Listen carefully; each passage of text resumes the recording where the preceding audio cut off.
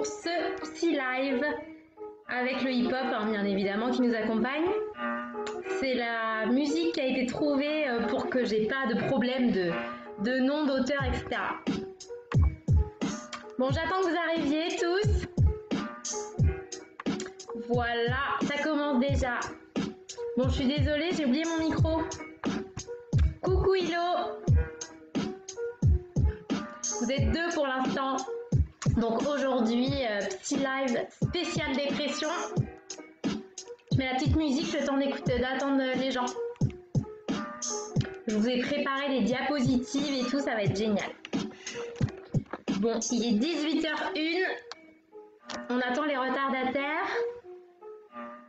Bon, ça va? Bon, il n'y a personne. Ah, si, vous êtes 9 pour l'instant. On va attendre encore un peu. Je sais qu'il y a plein de gens qui attendent pour faire leur live. Je sais pas pourquoi d'ailleurs, parce qu'on devrait être ponctuel et commencer directement. Je vais peut-être réfléchir à la question. Ah voilà, il y a plus de monde déjà d'un coup. Bonjour Clara, ça me fait trop plaisir de vous retrouver un mois après. Donc maintenant ça va être tous les 1 mois. J'ai déjà des idées pour le prochain live, je vais vous dire ça après. Bon, donc pour ceux qui arrivent là, si vous n'êtes pas encore au courant, c'est live spécial dépression.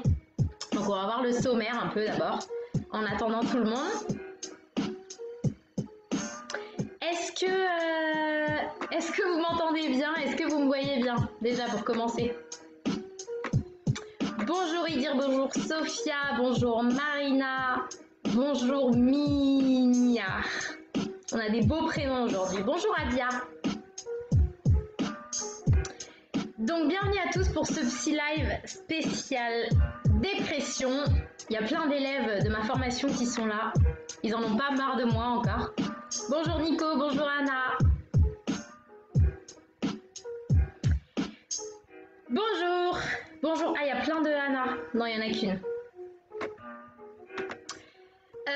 Donc, on va tranquillement commencer en attendant tout le monde. Alors, déjà, je voudrais vous dire un truc. C'est qu'en fait, je vous ai préparé des diapositives et tout. J'ai tout bien fait pour construire ce que j'allais vous dire et tout ça.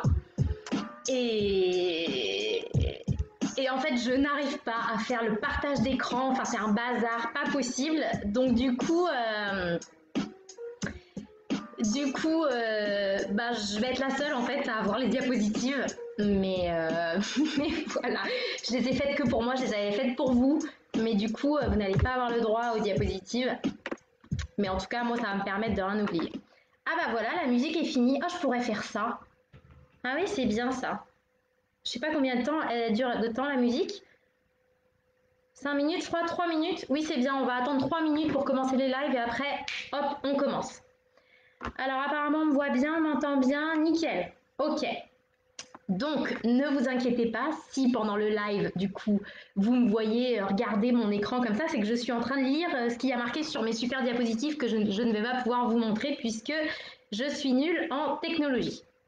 Voilà. Bon, bah c'est bon, on va pouvoir commencer. Pour les nouveaux arrivants, donc petit live spécial dépression. Donc, je vais vous expliquer plein de trucs sur en tout cas ce que moi j'ai compris de la dépression.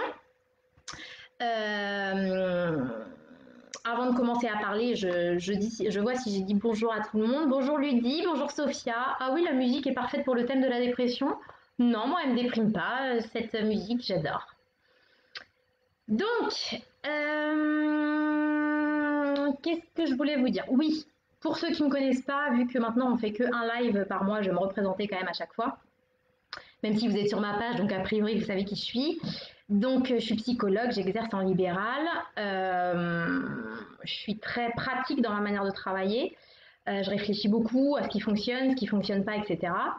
Il y a énormément de demandes, donc j'ai décidé de former d'autres thérapeutes. Et pour moi, c'est super important aussi que le grand public en fait soit au courant de ce qui se passe à l'intérieur d'eux, de comprendre pourquoi est-ce que je tombe en dépression, de comprendre pourquoi est-ce que j'ai des tocs, de comprendre un peu leurs émotions. Et vu que moi j'ai l'impression d'avoir compris 2-3 trucs dont je me sers pour aider les gens au quotidien dans mon cabinet, je me suis dit que c'était important que je vous en fasse part. Ok, je vais essayer de pas parler trop vite parce que j'ai tendance à parler trop vite. Je suis désolée, j'ai pas de micro aujourd'hui, j'espère qu'on m'entend bien quand même. Voilà, donc pour ceux qui veulent connaître des trucs d'experts, des trucs hyper compliqués sur la dépression et tout ça, changer de tâche, puisque moi j'aime bien quand c'est clair, quand c'est simple. J'essaie vraiment d'utiliser des mots simples et pas compliqués quand on peut faire simple. Ça, c'est la première chose.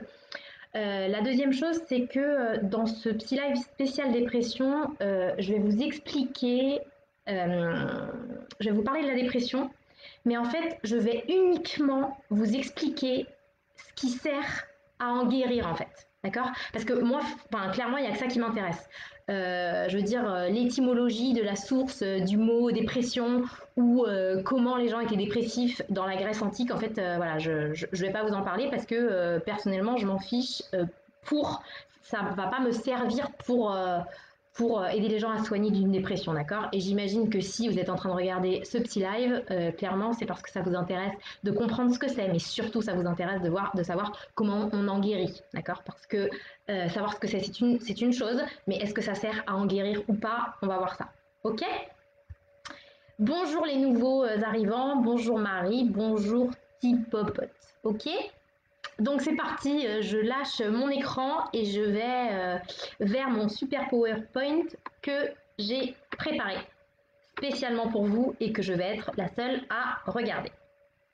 Ah oui, il y a quelque chose aussi que je voulais vous dire, c'est que souvent il y a des psys ou des gens qui sont de la même profession que moi et qui disent « Ah oui, c'est bien, tu simplifies les choses ». Mais en fait, moi, je ne simplifie pas les choses en fait. Pour moi, elles sont simples comme je les explique, d'accord? Et comme je le dis souvent, mes professeurs me taperaient sur les doigts, mais c'est vrai que j'ai pas beaucoup lu pendant mes études de psycho. Et en fait, j'en suis très contente parce que, pardon, tout ce que je vous explique, c'est vraiment issu de ma pratique. C'est-à-dire que j'ai regardé comment c'était. Je me suis dit, alors attends, si j'appuie là, qu'est-ce que ça fait? Si j'appuie là, qu'est-ce que ça fait? Qu'est-ce qui marche pas? Donc vraiment, ce que je vous livre, c'est vraiment issu de ma pratique.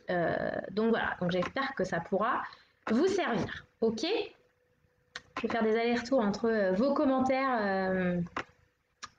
commentaires et la caméra et le diapositive, pardon. Alors, il y a quelqu'un qui me demande, pouvez-vous enregistrer le live? Alors, de toute façon, les lives, normalement, ils s'enregistrent automatiquement et on peut toujours les regarder en replay sur ma page. Hein. D'accord?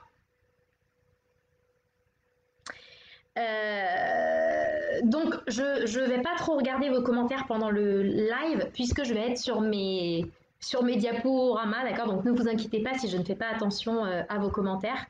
Lyra, elle pose la question, c'est quoi la différence entre déprimé et dépressif? Donc, déjà, je vais vous expliquer tout ce que j'ai à vous expliquer, et puis à la fin, je répondrai aux questions. Il y en a déjà pas mal qui m'ont été posées, donc je répondrai à celles d'abord qui m'ont été posées, et puis s'il nous reste du temps, je regarderai un peu vos commentaires s'il y a des questions, et puis on verra si j'ai le temps d'y répondre, mais en tout cas, je vais essayer d'y répondre un maximum. Ok? C'est parti pour le Psy Live dépression. Alors, bon, j'espère que ça va vous servir. J'ai fait ce Psy Live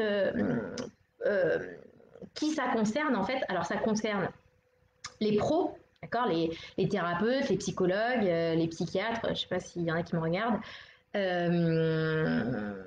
Pour peut-être leur apporter une vision des choses. C'est aussi pour tous les gens qui souffrent à l'intérieur d'eux ou qui se demandent s'ils sont dépressifs ou pas ou qui se sentent mal au fond d'eux et peut-être de comprendre un peu, de les aider à comprendre un peu pourquoi ils souffrent à l'intérieur d'eux. Ok? Donc, le programme va être le suivant. Déjà, on va voir qu'est-ce que la dépression. Ensuite, on va voir d'où vient la dépression. Pourquoi elle arrive à un moment donné dans la vie de la personne et pourquoi elle arrive à tel moment et pas à tel autre moment. Et bien sûr, on verra comment guérir comment guérir de la dépression. Je parlerai rapidement aussi du rôle des antidépresseurs parce que j'ai eu des questions aussi là-dessus. Puis après, on fera toutes vos questions. Ok? Alors, c'est parti. Donc, Qu'est-ce que la dépression?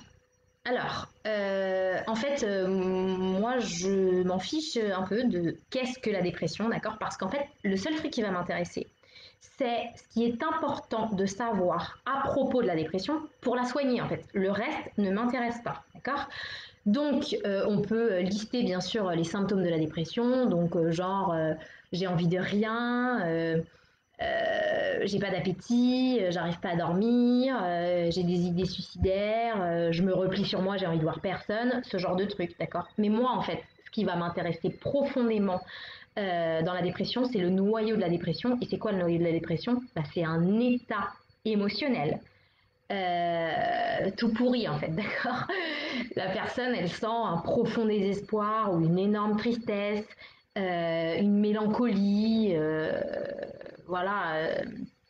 Donc en fait, moi, c'est ça qui va m'intéresser dans qu'est-ce que la dépression. Bah, pour moi, en fait, l'essentiel à retenir, c'est que c'est un état émotionnel. D'accord. Et pourquoi ça va m'intéresser? Bah, parce que moi, je suis psy. Donc en fait, l'endroit où je vais pouvoir agir sur la dépression, c'est au niveau de l'émotion. D'accord. Parce qu'en fait, c'est ça qu'on va pouvoir changer. C'est la mélancolie, c'est la tristesse, c'est l'émotion qu'on va pouvoir libérer pour que la personne, elle guérisse de la dépression. Ok? Bien sûr, si la personne est prête à travailler avec ses émotions, ou si elle trouve un professionnel qui est en capacité de l'aider à travailler avec ses émotions, on en reparlera un petit peu plus tard. Ok. Mais en tout cas, moi, quand quelqu'un vient me voir dans mon cabinet et me dit bonjour madame, je suis dépressive, parfois ça surprend les gens parce que en fait, je leur demande mais quand vous dites que vous êtes dépressive, enfin, vous voulez dire quoi exactement? Qu'est-ce qui se passe concrètement qui vous fait dire que vous êtes dépressive? Parce qu'en fait, moi, je m'en fiche de l'étiquette, d'accord? Parce que quelqu'un va venir vous voir en vous disant, moi, je suis dépressive, et quand vous lui demandez de préciser, la personne va dire, bah en fait, je me sens super triste au fond de moi, ok? Il y a quelqu'un d'autre qui va vous dire, je sais pas moi, je fais tout le temps des tocs. Il y a quelqu'un d'autre qui va dire je fais des crises d'angoisse, d'accord? Donc c'est pas la même chose que chacun met derrière la dépression. Alors bien sûr qu'on pourrait se dire oui, mais dans la classification des maladies psychiques ou je sais pas quoi, dans la dépression ça veut dire ça, ça, ça, ça, ça. Mais en fait on s'en fiche parce que ce qui va nous intéresser c'est ce que la personne, ce dont elle souffre elle en fait.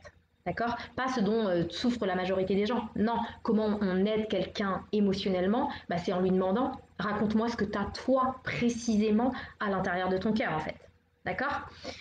Et donc à chaque fois, moi, ce que je vais chercher en fait, c'est l'émotion que la personne elle ressent au fond d'elle qui lui fait dire qu'elle est dépressive. D'accord? Puisque c'est sur cette émotion, si la personne le souhaite, qu'on va travailler pour aider la personne à se libérer de cette émotion qui la tire vraiment vers le bas, qui fait que qu'elle n'arrive pas à vivre en fait. Et même parfois, euh, c'est même pas une émotion tellement que tellement ça tire la personne vers le bas en fait. Tellement la souffrance elle est intense, il arrive que la personne elle soit limite anesthésiée par son émotion tellement tellement il y a de la souffrance à l'intérieur.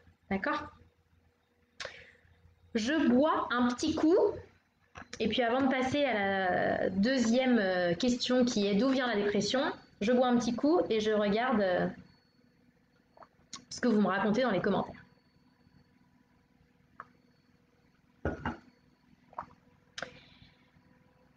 Ok, bonjour Sandrine. Lyra nous dit s'il vous plaît, commencez à expliquer. Bah, c'est ce que je suis en train de faire. Ok, donc alors on continue. Et donc maintenant on va se poser la question d'où vient la dépression? D'accord? Est-ce qu'elle tombe du ciel?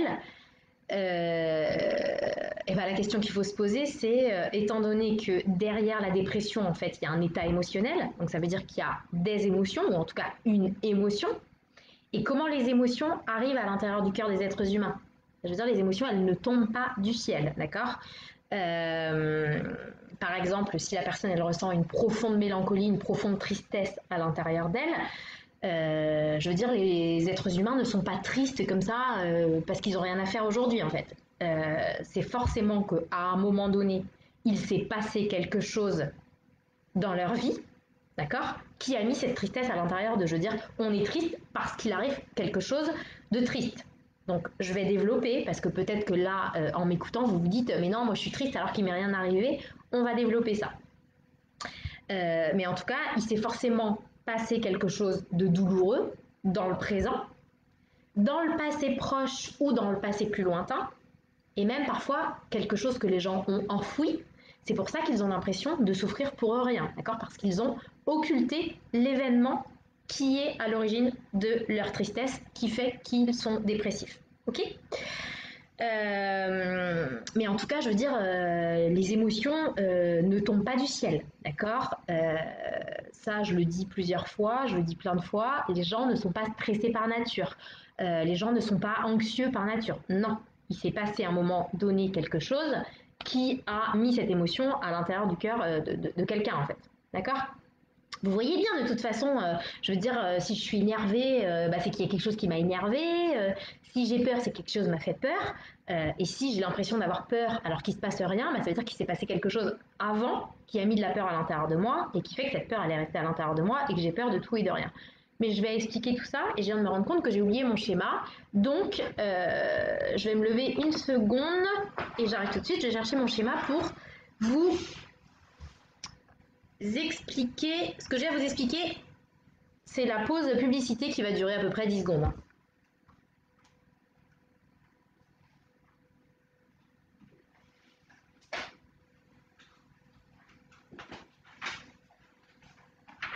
J'ai failli pas le trouver, dis donc, mon schéma. Bon, franchement, je suis désolée pour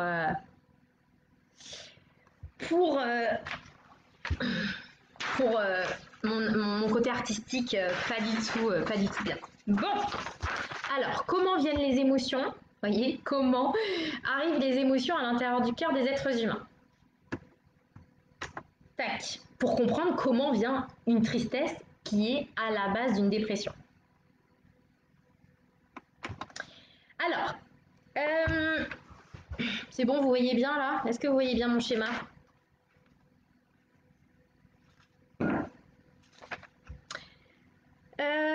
Oui, Lyra, on répondra à toutes les questions et je vais en parler de si la dépression elle est héréditaire, si elle est génétique et tout ça. Je vais en parler plus tard dans le live, d'accord? Alors, merci pour vos applaudissements par rapport à mon schéma. Donc, comment les émotions arrivent à l'intérieur du cœur des gens et notamment les tristesses qui sont derrière les dépressions? Donc là, on va imaginer que donc ça c'est le vase émotionnel de quelqu'un, d'accord? Et ça c'est le début de la vie. Et ça c'est le présent, donc c'est le moment où la personne vient vous voir, par exemple dans votre cabinet, et où la personne elle est dépressive. Alors, donc en fait, le jeune enfant, il va vivre des événements qui vont mettre des émotions, qui vont lui faire ressentir des émotions à l'intérieur de lui, d'accord? Alors, l'enfant, il va vivre, mais l'adulte, c'est pareil, hein. L'enfant va vivre des événements, donc soit positifs, soit négatifs.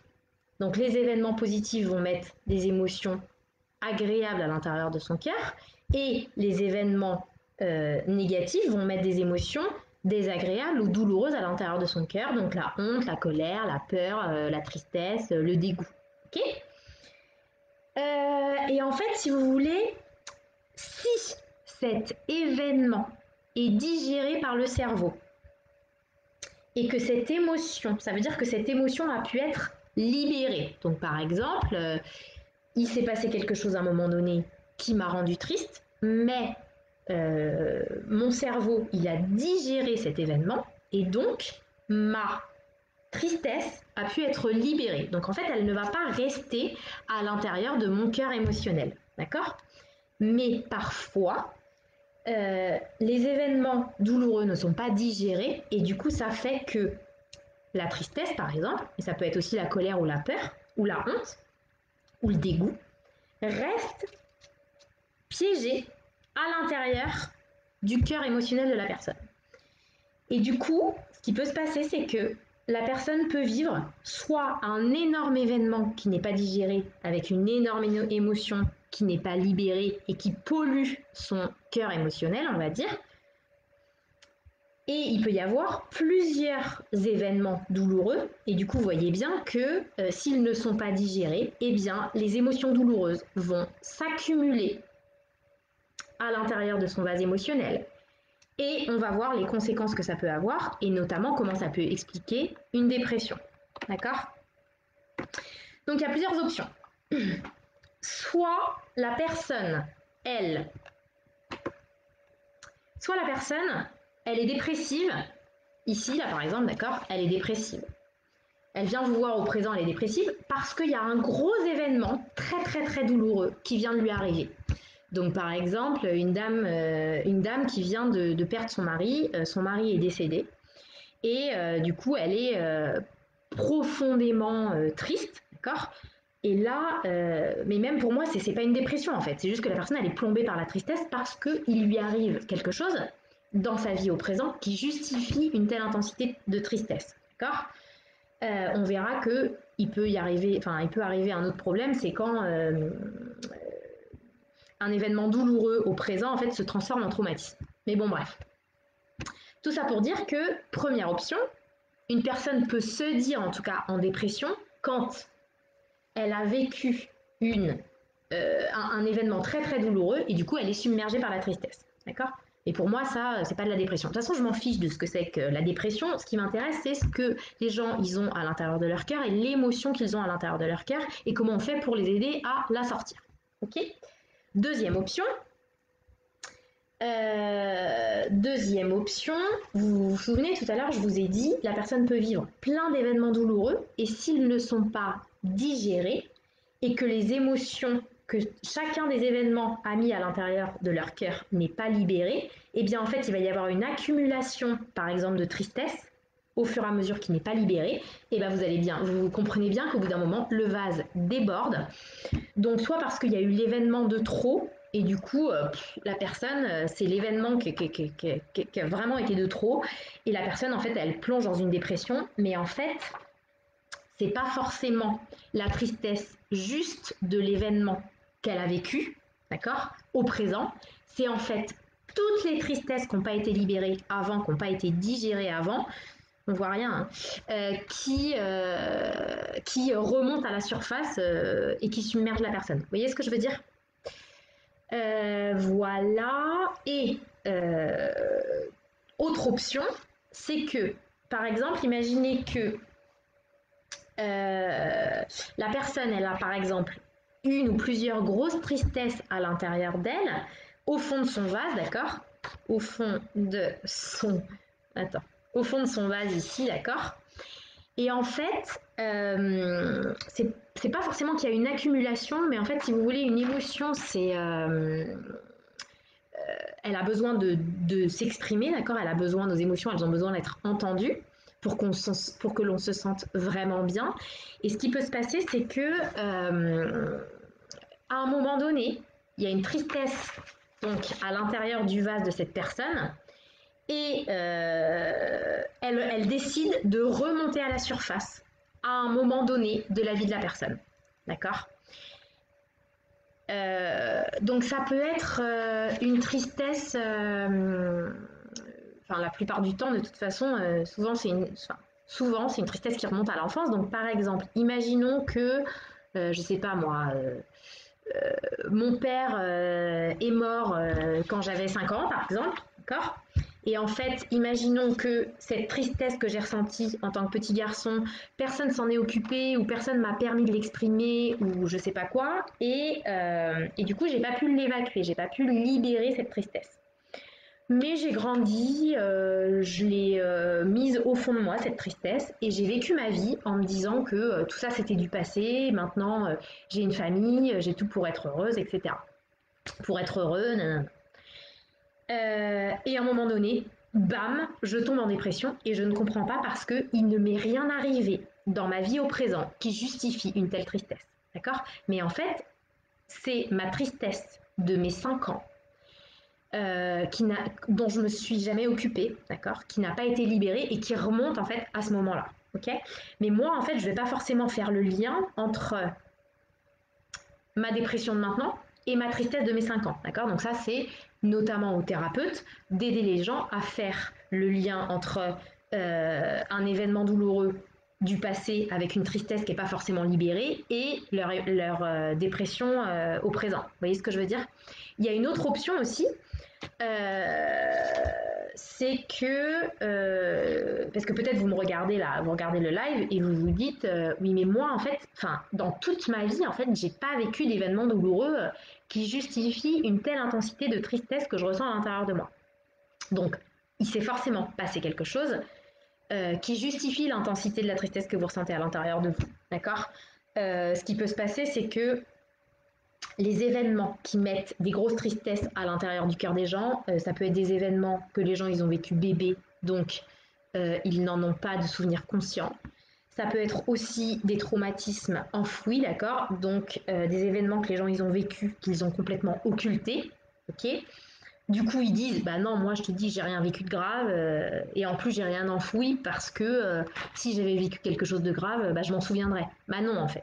C'est-à-dire que les, les gens qui, les traumatismes, quand ils sont trop violents, d'accord, les faits qui sont trop violents, justement, le cerveau, en fait, il les oublie, il les occulte, justement parce qu'ils sont graves et parce qu'ils sont insupportables pour la conscience. D'accord? Moi, parfois, il y a des gens qui viennent me voir et qui me disent, non mais moi, j'ai rien vécu de grave parce que sinon je m'en souviendrais. Bah non, en fait, plus c'est grave et plus c'est enfoui. C'est logique. D'accord? Et parfois, les gens, ils me disent aussi, oui, mais non, j'ai pas pu enfouir quelque chose puisque je vois pas ce que c'est. Bah, bien sûr que oui, tu vois pas ce que c'est puisque tu l'as enfoui, donc c'est logique en fait. D'accord? Mais en tout cas, ce que je veux vous dire, c'est que la dépression a un sens en fait, d'accord?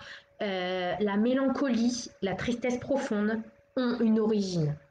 Que vous soyez conscient ou consciente de cette origine, donc c'est-à-dire de l'événement qui s'est passé, qui a mis cette émotion à l'intérieur de votre cœur, donc que vous en soyez conscient ou pas, d'accord? Et c'est exactement pareil avec la tristesse, avec la colère, c'est exactement la même chose, d'accord? Les gens qui disent mais moi je suis angoissée de nature, non en fait, d'accord?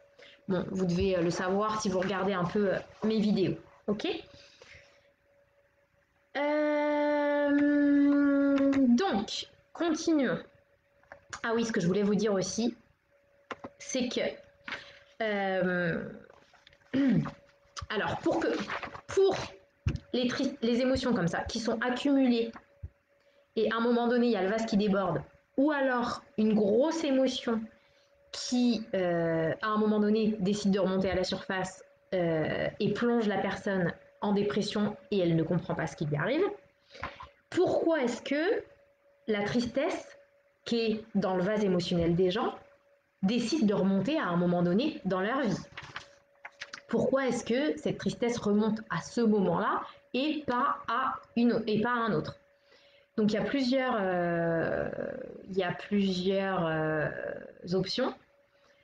Je vais vous en donner quelques-unes, hein. Ça peut être une question de fatigue parce que les gens en fait ils repoussent leurs émotions, d'accord, ou ils mettent un couvercle dessus, ou en tout cas ils essaient de les maîtriser, parce que si je me sens mal au fond de moi, parfois je vais essayer de les maîtriser parce que je peux pas passer toute la journée dans mon lit, il faut bien que j'avance en fait, j'ai mes enfants à élever ou ou je sais pas quoi, donc en fait il faut bien que j'arrête de m'écouter, d'accord. Souvent on entend ça, on entend arrête de t'écouter, d'accord. Donc du coup il y a plein de gens qui de manière volontaire ou pas essaient de maîtriser leurs émotions comme s'ils mettaient un couvercle ici sur leur vase émotionnel pour pas trop les écouter. Sauf que ça demande de l'énergie. Donc parfois, ce qui se passe, c'est que quand les gens sont fatigués, eh ben, en fait, ils n'ont pas l'énergie pour bloquer leurs émotions, d'accord, pour continuer de maîtriser leurs émotions. Donc du coup, ils se prennent leur tristesse, par exemple, dans la figure parce que ils sont pas assez en forme pour les maîtriser. Ça peut être une option.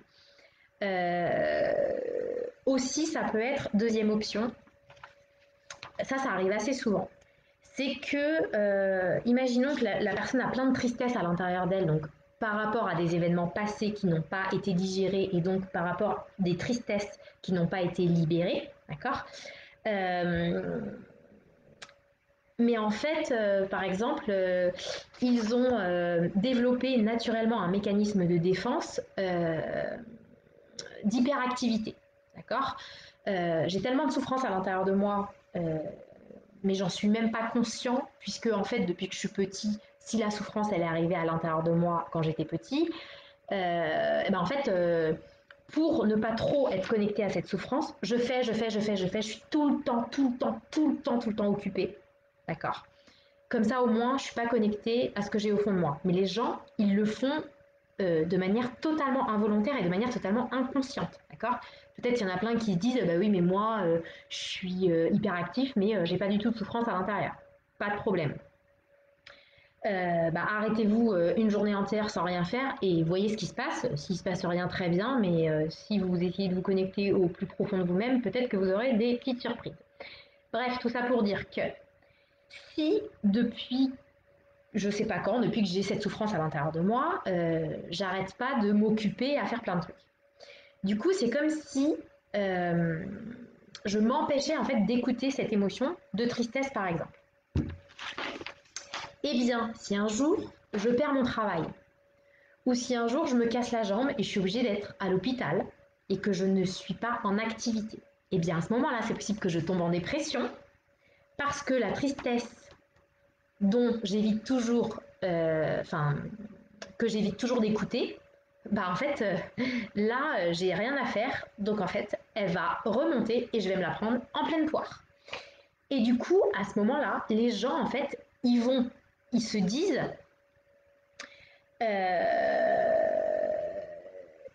les gens, ils se disent en fait, ah oui, mais du coup, je suis tombée en dépression parce que je me suis cassé la jambe, ou je suis en dépression parce que j'ai perdu mon boulot. Et en fait, ça n'a absolument rien à voir avec ça.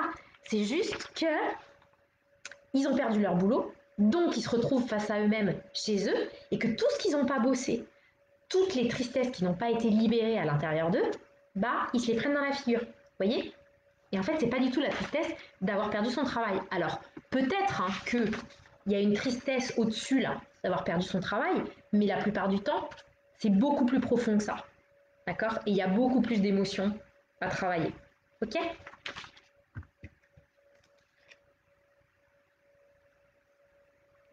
À la vôtre, bien sûr. Dépressif depuis des années, mais j'avoue que c'est la première fois que je comprends ce qui m'arrive vraiment. Et bah tant mieux Lyra, parce que c'est pour ça que je fais ces lives, c'est pour que les gens comprennent ce qui se passe à l'intérieur d'eux. Ok? Donc on continue.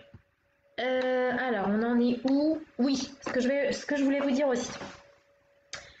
On va reprendre mon exemple, vous savez ce que j'ai dit tout à l'heure là. Donc un monsieur, quand il était petit garçon, son père il est décédé quand il avait 5 ans par exemple.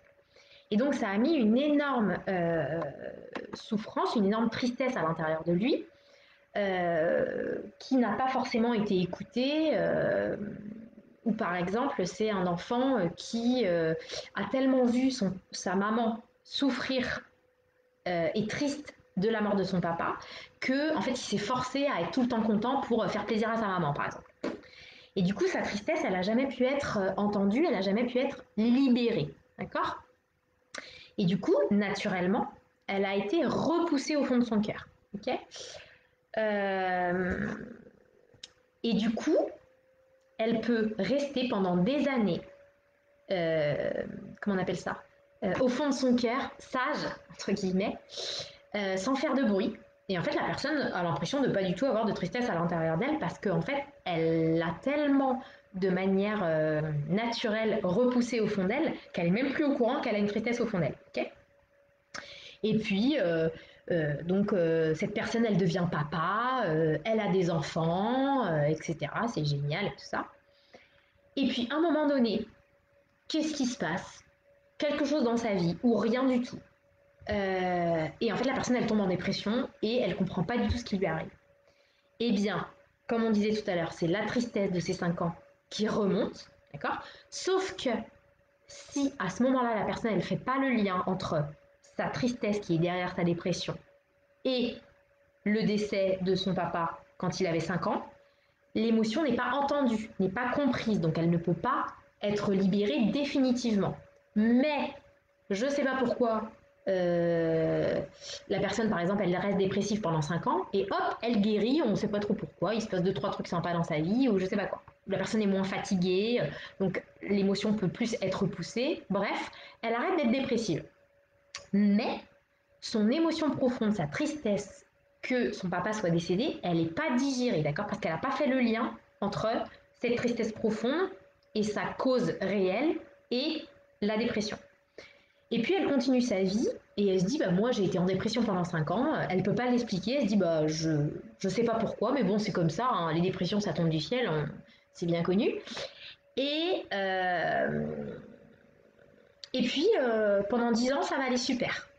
Et puis 10 ans après, soit parce qu'il se passe un petit truc dans la vie de la personne, soit il se passe rien du tout, et la tristesse, qui attend en fait d'être comprise depuis je sais pas combien de milliards d'années, elle va remonter à ce moment-là, et la personne elle va retomber en dépression, d'accord? Et c'est ce qu'on appelle des dépressions chroniques, c'est-à-dire qu'il y a une émotion à l'intérieur de la personne qui toute sa vie n'est pas entendue, et en fait qui se fait entendre une fois de temps en temps. Et tant que la personne elle n'aura pas travailler profondément cette émotion, eh bien, elle viendra lui rendre visite une fois de temps en temps. D'accord? Et la personne, si ça se trouve, ne comprendra pas. Okay, mais le processus, il est là. Alors, juste une petite parenthèse, parce que là, je vois juste hypersensible passer dans les commentaires. Donc, pour moi, en petite parenthèse, l'hypersensibilité n'existe pas en soi. D'accord? En tout cas, l'hypersensibilité qui fait souffrir, d'accord? Pour moi, on peut être des êtres hypersensibles, mais dans le bon sens du terme, d'accord? Avec une magnifique sensibilité très développée, ok? Mais l'hypersensibilité qui fait souffrir, bah pour moi, c'est, si on reprend mon schéma, c'est en fait un vase émotionnel qui n'est pas du tout vidé, qui déborde complètement parce qu'il y a eu plein d'événements douloureux dont les émotions n'ont pas été digérées, et du coup, les émotions douloureuses se sont accumulées au fur et à mesure dans le vase émotionnel de la personne. Et en fait, les hypersensibles, en tout cas, qui pleurent pour un rien ou sont hyper émotifs, bah, c'est juste qu'en fait, le vase, vu qu'il n'est pas vidé du tout, il est complètement plein, bah, il déborde toutes les 30 secondes, en fait. D'accord? Et ils disent, je suis hypersensible. Non, c'est juste que ton vase, il est complètement plein. D'accord? Ceux qui sont sensibles à la souffrance des autres. Bon, ça c'est autre chose encore, mais on y reviendra si vous voulez un jour, mais on va rester focalisé sur la dépression aujourd'hui. D'accord? Sachant que les émotions qui sont dans le vase, là je vous montre avec l'exemple de la tristesse parce qu'on parle de la dépression, mais ça peut être de la colère, d'accord? Ça peut être de la peur, ok?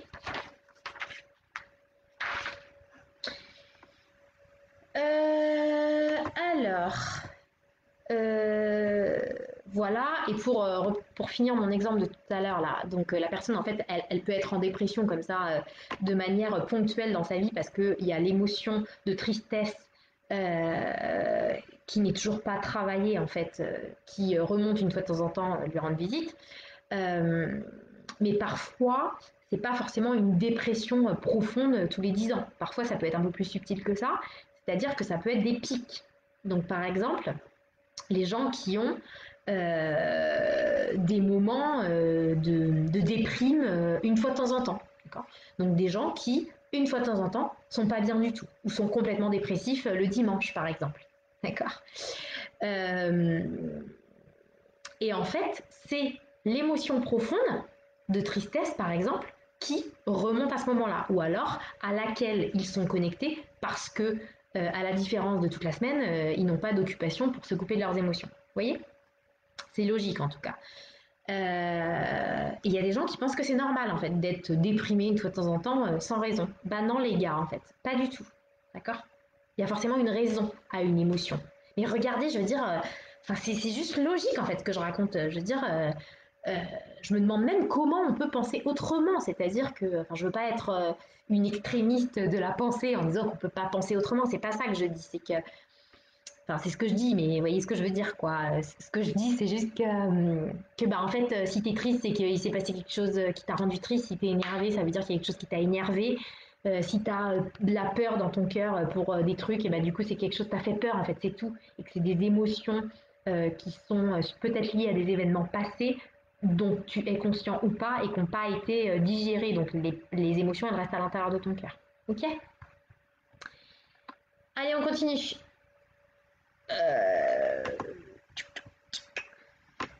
Donc, où est-ce que j'en suis dans mes explications?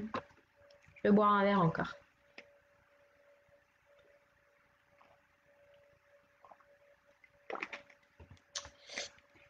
Et puis avant de continuer, je voudrais juste vous dire que je suis trop contente de vous expliquer tout ça parce que si ça peut vraiment aider les gens à arrêter de culpabiliser et à comprendre ce qui se passe à l'intérieur d'eux, franchement, je serais juste trop contente. Donc voilà, merci d'être là, merci pour votre attention, merci de m'écouter et j'espère vraiment que ça vous sert. D'accord. Donc continuons. C'est le petit moment émotion. C'est bien un petit moment émotion dans un petit live quand même. Donc pour moi, si vous avez compris, la dépression, en fait, je vais peut-être faire hurler des psychiatres ou des médecins, mais en fait, pour moi, la dépression n'est pas une maladie, d'accord? C'est une émotion qui n'est pas libérée, en fait, d'accord? Et donc, la guérison de la dépression, bah, passe par aider la personne à libérer l'émotion qui est restée bloquée à l'intérieur de son cœur et qui lui plombe littéralement la vie, d'accord? Donc, pour répondre à une question qui m'a été posée, est-ce qu'on peut guérir de la dépression? Bah oui, clairement en fait, en libérant l'émotion qui est derrière la dépression. Donc oui, on peut guérir de la dépression si et uniquement si la personne, elle est prête à travailler sur ses émotions et si elle rencontre quelqu'un qui sait l'aider à libérer l'émotion, d'accord? On va voir un peu plus tard, mais juste une petite précision. En fait, pour libérer une émotion, non, mais on verra ça plus tard, c'est juste après, je crois. Voilà, comment guérir de la dépression. Donc, comment guérir de la dépression? Bah, étant donné, d'abord, ce qu'il faut faire, c'est définir l'émotion qui se cache derrière la dépression.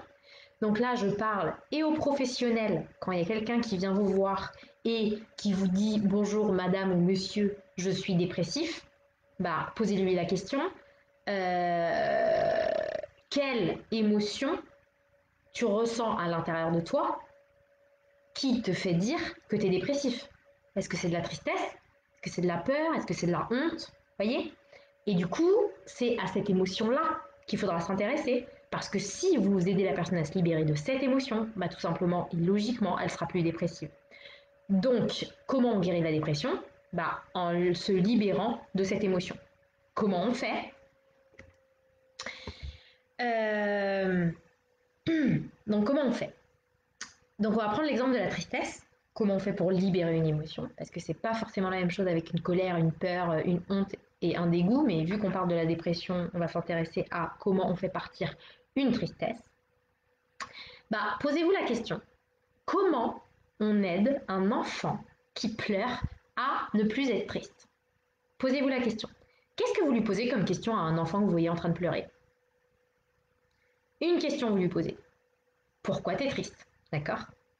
Donc, tous ceux qui disent que ça n'est pas intéressant et qu'il faut pas et qu'il n'y a pas besoin d'aller chercher la cause de la tristesse, bah excusez-moi, mais expliquez-moi la logique. Hein.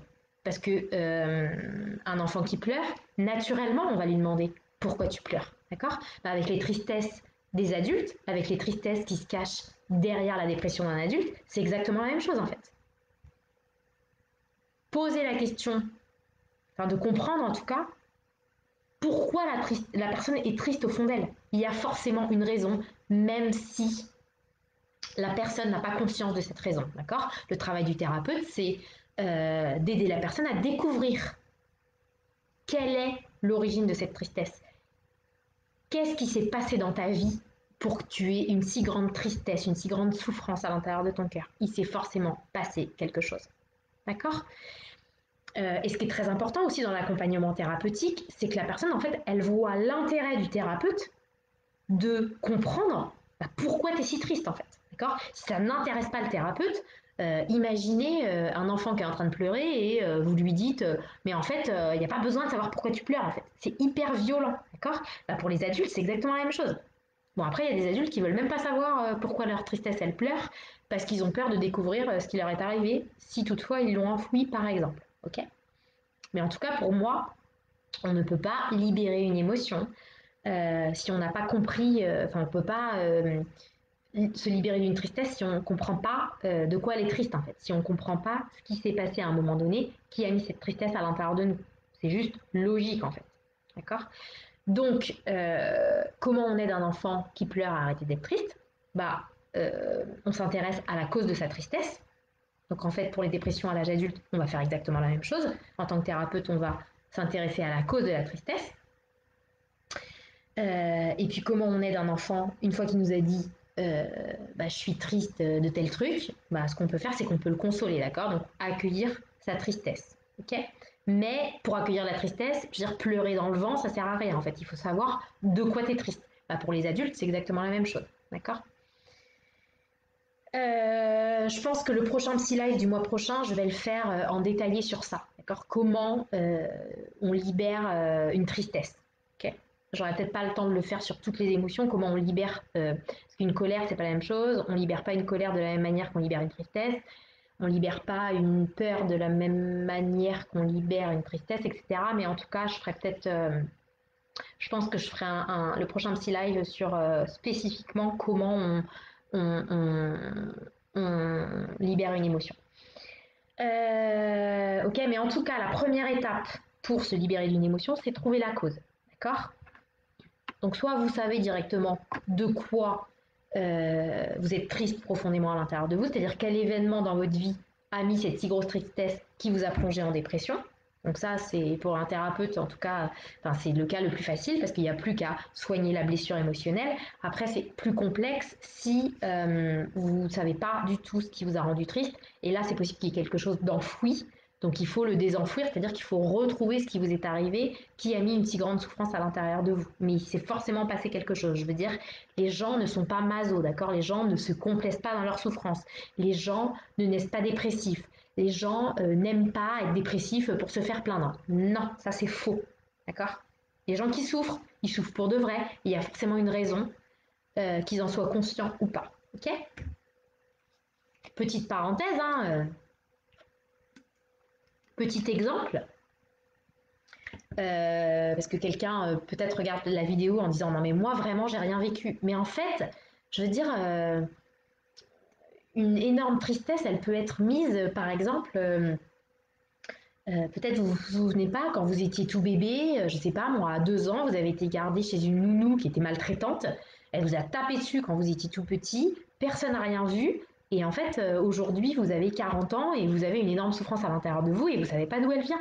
Et ben ça se trouve, voilà, et ben dans ce cas-là, elle vient, c'est la tristesse qui a jamais été entendue par personne de la maltraitance que vous avez vécue, mais vous n'en avez aucun souvenir. Donc en fait, vous vous dites, moi je souffre pour rien en fait. Voilà. En plus, dans ma vie, j'ai tout pour être heureux ou pour être heureuse. Donc, qu'est-ce que j'embête le monde avec ma souffrance alors que j'ai tout pour être heureuse. Vraiment, je suis insupportable et du coup, les gens ils culpabilisent. Alors que vous comprenez bien dans le cas que je viens de vous dire, en fait, la souffrance, elle est complètement justifiée. C'est juste que la personne, elle a oublié ce qui lui permettrait de comprendre que sa souffrance est justifiée puisqu'elle a oublié l'événement qui avait mis la tristesse à l'intérieur d'elle. Je reprends mon souffle. Ok? Donc, pour qu'une émotion parte, il faut s'intéresser vraiment à elle et il faut comprendre cette tristesse, c'est-à-dire comprendre ce qui vous a rendu si triste, comprendre ce qui s'est passé qui vous a rendu si triste. Ok? Alors, il y a une question qui m'a été posée. Quel type de tâche on peut donner à une personne dépressive pour aller de l'avant? D'accord? Donc en gros pour positiver. D'accord? C'est un thérapeute, je pense, qui m'a demandé ça. En gros, qu'est-ce qu'on peut donner, qu'est-ce qu'on peut dire à une personne dépressive à faire en fait, comment expliquer? Bon, en même temps, la question est claire. Quel type de tâche peut-on donner à une personne dépressive pour qu'elle aille de l'avant? En fait, si on reprend notre exemple d'un enfant qui pleure, c'est vrai que si par exemple c'est un enfant qui est triste parce que son jouet est cassé, si vous lui dites écoute, c'est vrai que ton jouet est cassé, mais cet après-midi on va aller faire du manège et on va manger une glace, Donc, en gros, vous lui changez les idées, d'accord? C'est possible que ça marche, d'accord? Parce que c'est une petite tristesse. Par contre, si c'est une grosse tristesse, d'accord? Si c'est une grosse tristesse, si par exemple c'est un enfant qui a son papa qui est très très malade, allez lui dire t'inquiète pas, cet après-midi on va aller manger une glace et faire du manège. Vous vous rendez bien compte que c'est complètement ridicule en fait, d'accord? Pour les dépressifs, c'est exactement la même chose. C'est-à-dire que dire à quelqu'un qui a une profonde souffrance à l'intérieur de lui, et en plus il sait même pas pourquoi il est dans cet état-là, lui dire allez mon pote, va faire du sport et vois la vie du bon côté et écris tout ce qui s'est passé de positif dans ta vie aujourd'hui, en fait, ça fait que la souffrance qui est à l'intérieur de lui, elle se sent pas du tout entendue, d'accord? Alors que pour qu'une émotion soit libérée, il faut qu'elle soit comprise et entendue. Donc en fait, lui dire ou inviter les personnes dépressives à aller de l'avant, à arrêter de s'écouter, à faire des trucs positifs dans leur vie, pour moi en fait c'est contre-productif et c'est l'inverse d'écouter leur souffrance profonde. Mais en fait, euh, écouter leur souffrance profonde, c'est pas une fin en soi. Je veux dire, c'est pas pour se complaire dans la souffrance et pour baigner dans la tristesse. Pas du tout, d'accord?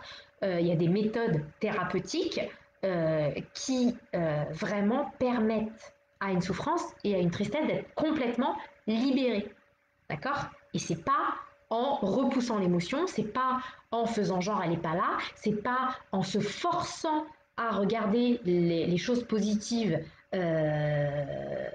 des oiseaux qui chantent ou je sais pas quoi. Je veux dire, quand on est dépressif et qu'on n'a pas envie de se lever le matin, qu'on a envie de se tirer une balle toutes les 2 secondes, en fait, aller de l'avant, c'est complètement à côté de la plaque, d'accord? Donc, en tant que thérapeute, à mon sens, hein, si vous ne savez pas comment faire pour aider les gens à se libérer de leur souffrance, orientez-les vers un autre professionnel plutôt que de leur dire bouge-toi les fesses et essaie de voir la vie du bon côté. Vous voyez ce que je veux dire? Parce que, euh, parce que ça risque en fait de faire que les gens ils se sentent mis en échec parce que eux aussi ils aimeraient bien aller de l'avant, mais c'est juste qu'ils n'y arrivent pas parce qu'ils sont plombés par une souffrance profonde en fait. D'accord? Bon, c'est un peu embêtant parce que là, le soleil est en train de se coucher et du coup, on voit rien un peu, non? Je vais baisser les rideaux. Attendez, j'arrête tout de suite, hein. Euh,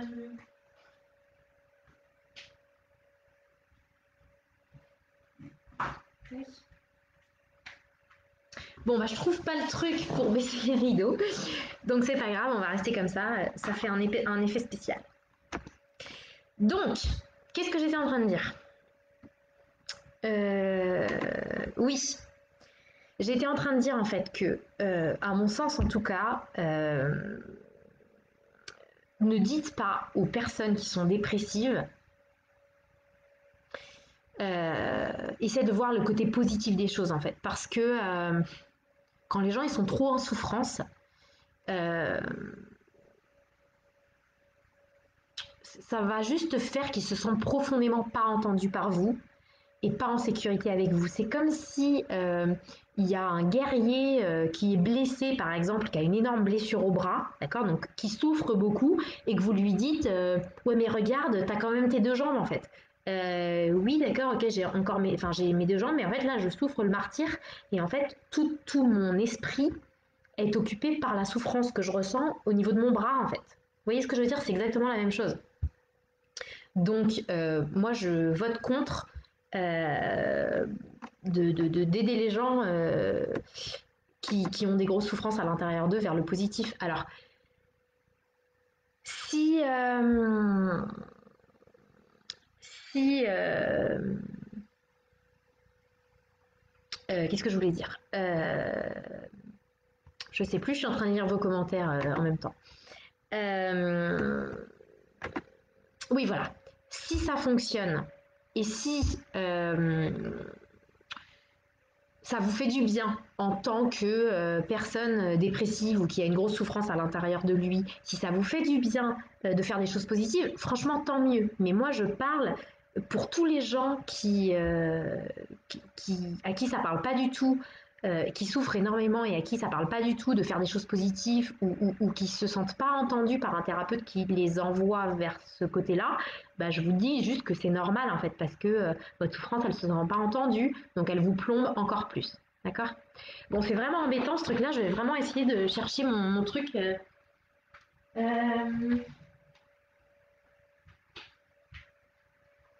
J'arrive, hein. Oh là là, mais quelle catastrophe! C'est pas très professionnel tout ça. Incroyable. Je ne trouve pas ce que je cherche. C'est pas grave. Bon, où est-ce qu'on en est?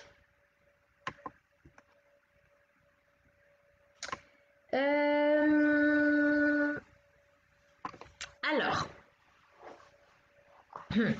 donc, ce que je vais vous présenter là, on le verra plus précisément lors du prochain live où je vais parler de la libération émotionnelle. Mais en gros, pourquoi une tristesse n'est pas libérée? Et donc, pourquoi elle reste plombée le cœur de la personne? En fait, quand un événement douloureux nous arrive, c'est comme si il blessait notre cœur émotionnel, d'accord? Comme si un événement douloureux met un coup de couteau dans notre blessure, dans notre cœur émotionnel et en fait laisse une blessure, d'accord? Et en fait, soit la blessure se cicatrise naturellement, donc ça c'est quand il nous arrive quelque chose de douloureux, mais au fur et à mesure du temps, la tristesse va diminuer parce que en fait notre blessure émotionnelle se cicatrise, mais parfois en fait la cicatrisation ne se fait pas. Et c'est dans ce cas-là que moi je vais dire qu'il y a des traumatismes, c'est-à-dire que il nous arrive un événement très douloureux et au fur et à mesure que le temps passe, la tristesse ne diminue pas, elle reste encore et encore à l'intérieur du cœur de la personne. Et du coup, souvent, c'est dans ces cas-là que on va parler de dépression, d'accord? C'est parce que y a des événements douloureux et en fait, les blessures émotionnelles laissées par ces événements douloureux n'ont pas été cicatrisées parce que la cicatrisation n'a pas pu se faire. En tout cas, elle est restée bloquée et du coup, ça fait que l'émotion n'a pas été libérée. Okay, donc la prochaine fois, du coup, pendant le live, on verra comment on relance cette cicatrisation pour que l'émotion soit libérée. Ok, mais euh, en gros, la tristesse, elle n'est pas libérée parce que la personne ne l'a pas recollée au bon événement. C'est-à-dire que par exemple, la personne, elle pense être triste d'un truc et en fait, elle est triste pour un autre. Tout à l'heure, j'ai parlé de l'exemple de la personne, vous savez, qui avait une tristesse au fond de lui depuis qu'il était tout petit, liée à la mort de son père, qui n'a pas pu être libérée. Et à un moment donné, il perd son emploi et il tombe en dépression. Et il pense qu'il tombe en dépression parce qu'il a perdu son emploi, alors qu'en fait, il tombe en dépression parce que, étant donné qu'il a perdu son emploi, il reste tout seul chez lui face à lui-même et que du coup, la tristesse de son enfance remonte à ce moment-là et donc il est submergé par cette tristesse, d'accord? Donc dans certains cas, une tristesse n'est pas libérée parce que la personne en fait se trompe de cause, d'accord? Or, pour qu'une tristesse parte, il faut qu'elle soit entendue, donc il faut qu'elle soit recollée au bon événement. Ça, c'est la première chose. Donc parfois, les gens se trompent de cause. Parfois, les gens ne connaissent pas du tout la cause. Donc là, comment on fait pour se libérer d'une tristesse? Faut faire appel à un thérapeute qui sait aider à déterrer les traumatismes enfouis pour pouvoir savoir exactement de quoi on a été triste. Parce que là, franchement, tout seul, les trucs enfouis, c'est vraiment compliqué. Ok, donc clairement, il faut retrouver de quoi est triste la tristesse qui pleure au fond de vous. D'accord? Pour qu'elle arrête de pleurer, il faut savoir de quoi elle est triste. C'est logique. Ok?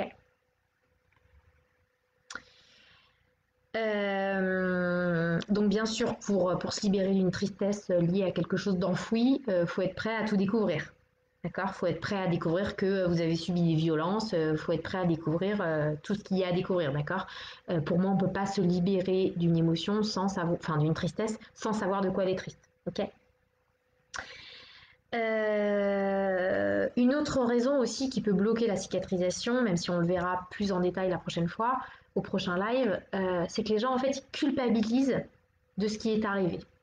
Donc, on va prendre un exemple. Imaginons que je suis triste depuis 5 ans du suicide de mon mari, par exemple.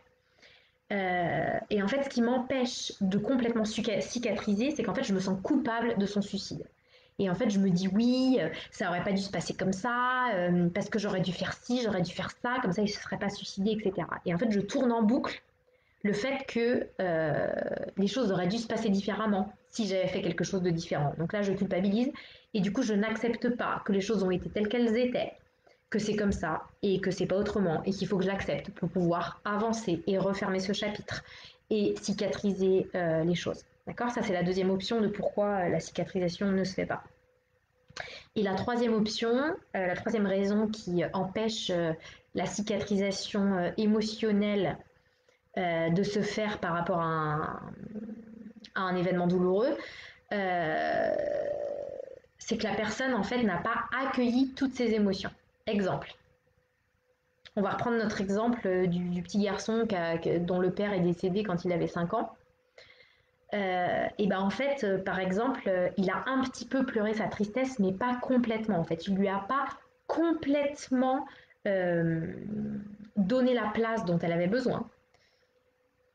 Ou il n'a pas pris conscience de toutes les émotions qu'il avait ressenties à ce moment-là. Par exemple, la personne pense que elle est triste uniquement du décès de son papa. Sauf que peut-être que, en plus d'être triste du décès de son papa, la personne est triste d'avoir vu sa maman si triste. Vous voyez ce que je veux dire? Et du coup, tant que les émotions ne sont pas précisément verbalisées, c'est possible qu'elle reste bloquée à l'intérieur du cœur de la personne, d'accord? Donc en psychothérapie, c'est ça aussi qu'on va faire. On va travailler dans la précision des émotions, c'est-à-dire que on va les prendre une par rapport à un événement traumatique et on va verbaliser.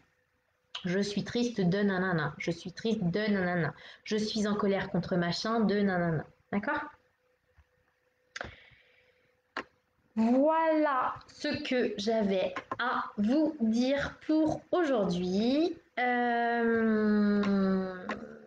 Donc maintenant, on va passer aux questions. Et je bois un petit coup avant de continuer. Ça va toujours, ça fait 1 heure déjà qu'on est ensemble. Oh mon Dieu.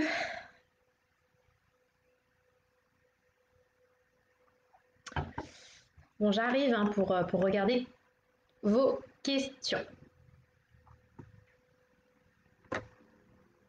D'abord, je réponds à toutes les questions qu'on m'a posées. Donc, première question, comment vivre avec la dépression? Bah, j'en sais rien, puisque pour moi, en fait, on peut vivre sans en libérant cette émotion. D'accord? Donc après, bien sûr, hein, il faut trouver un professionnel qui est capable de vous aider à faire ça. Mais c'est vrai que moi, je ne me suis pas intéressée à la question de comment vivre avec la dépression. Parce que si les gens ils sont prêts, je sais comment faire pour les aider à complètement s'en libérer. D'accord? Donc je ne me suis pas vraiment posé la question. Après, je sais que j'ai déjà entendu des thérapeutes dire oui, alors on ne se libère pas complètement du sac à dos de la souffrance, on apprend à vivre avec. Moi, je suis contre cette idée. Je veux dire, si les gens ils sont prêts, parfois ça prend beaucoup de temps, parfois le chemin est extrêmement difficile, mais on peut s'en libérer totalement. Alors, deuxième question, est-ce que la dépression est une réaction normale à une cause évidente? Donc par exemple un accident, la perte d'un emploi, le deuil ou je sais pas quoi. Ou y a-t-il le plus souvent, voire toujours, une cause plus profonde que la cause évidente n'a fait que révéler? Donc là, la question de la personne, c'est, j'y ai déjà répondu en fait avec tout ce que je viens de vous raconter, d'accord? Donc soit en effet, la cause de la dépression, c'est un événement douloureux qui est arrivé à la personne dans son présent, soit c'est une cause qui est à chercher dans son passé, soit c'est les deux. C'est-à-dire que je peux être triste par un événement douloureux à cause d'un événement douloureux dans mon présent, mais j'ai peut-être d'autres tristesses liées à des événements douloureux passés qui n'ont pas été digérés. Et en fait, tout sort en même temps, d'accord, le vase, notre vase là de tout à l'heure, bah, du coup, tout déborde en même temps, d'accord.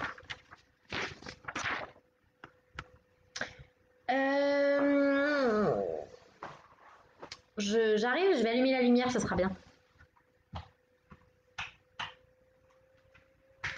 Voilà, je ne sais pas si on voit la différence, mais c'est mieux quand même.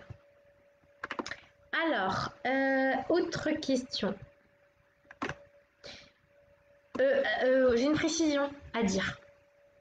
J'ai une précision à dire. Il y a des gens, je crois, qui m'ont posé des questions sur la dépression exogène et endogène. Donc, en gros, dépression exogène, ça veut dire qui a une cause extérieure, c'est-à-dire une cause identifiable, c'est-à-dire un événement dans le présent qui s'est passé, qui a plongé la personne en dépression. Et endogène, ça voudrait dire que ça vient de l'intérieur de la personne. Mais pour moi, en fait, une dépression vient toujours de l'extérieur, mais c'est pas forcément de l'extérieur au présent, d'accord. Ça a pu être de l'extérieur au passé, mais il y a toujours un événement ou des événements qui sont à l'origine d'une émotion qui crée une dépression, d'accord. Donc la personne qui me pose la question là, donc sinon, que dire à une personne dépressive pour lui apporter un peu de réconfort, bah, qui a forcément une raison à sa souffrance, même si elle n'en est pas consciente en fait. Il y a pas de sinon en fait. Il y a forcément une raison à sa souffrance, même si elle n'en est pas du tout consciente. Elle a forcément vécu quelque chose. Peut-être elle l'a enfoui. Alors, autre question. La dépression existe-t-elle réellement? Désignez-vous cet état psychique de la sorte ou préférez-vous le nommer d'une autre manière? Donc, bah, comme vous en êtes rendu compte, moi, en fait, c'est vrai que l'étiquette, le symptôme, en fait, je m'en fiche complètement. Je veux savoir vraiment ce qui se passe pour la personne, d'accord? Puisque c'est sur ça qu'on va travailler.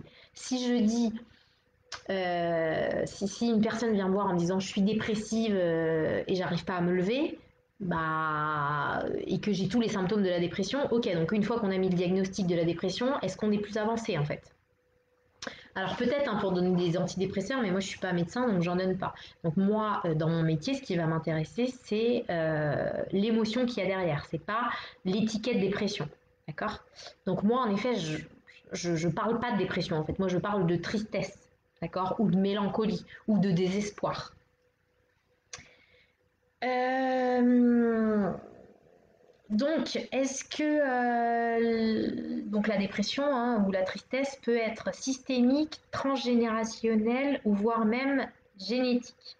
Alors, est-ce que la dépression peut être systémique? Alors, je ne sais pas trop ce que la personne a voulu dire par là, mais donc systémique, ça veut dire d'un système, d'accord?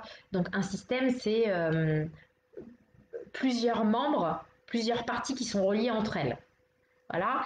Donc, en gros, ça peut être le système familial, ça peut être le système de l'entourage, ça peut être le système professionnel. Donc, tous les gens de l'entourage professionnel, tous les gens de l'entourage familial. Et donc là, la personne me demande, est-ce que la dépression peut être systémique? Alors, je ne comprends pas trop la question, mais je crois que ça veut dire, est-ce que l'émotion qui se cache derrière la dépression prend sa source dans le système familial ou professionnel? Donc la réponse serait oui, puisque en effet, on peut être triste parce qu'on a des mauvaises relations dans sa famille, on peut être triste parce qu'on a des mauvaises relations d'ordre professionnel. Enfin voilà, je ne sais pas si c'est la question, mais c'est ma manière d'y répondre en tout cas. Euh, Après, peut-être aussi la question, ça voulait dire, est-ce que la dépression, elle peut toucher plusieurs membres du système? Donc la question, ce serait, est-ce que la dépression peut toucher plusieurs membres de la famille? Bah oui, je veux dire, plusieurs membres de la famille peuvent être profondément mélancoliques ou tristes, en effet. Après, est-ce que c'est pour la même raison ou pas? Ça, j'en sais rien, faudra voir. en posant la question à la personne, si jamais elle est au courant de ce qui s'est passé qui l'a rendu si triste. Ou alors l'aider à le comprendre. Alors, autre question, je pense qui va intéresser pas mal de monde, c'est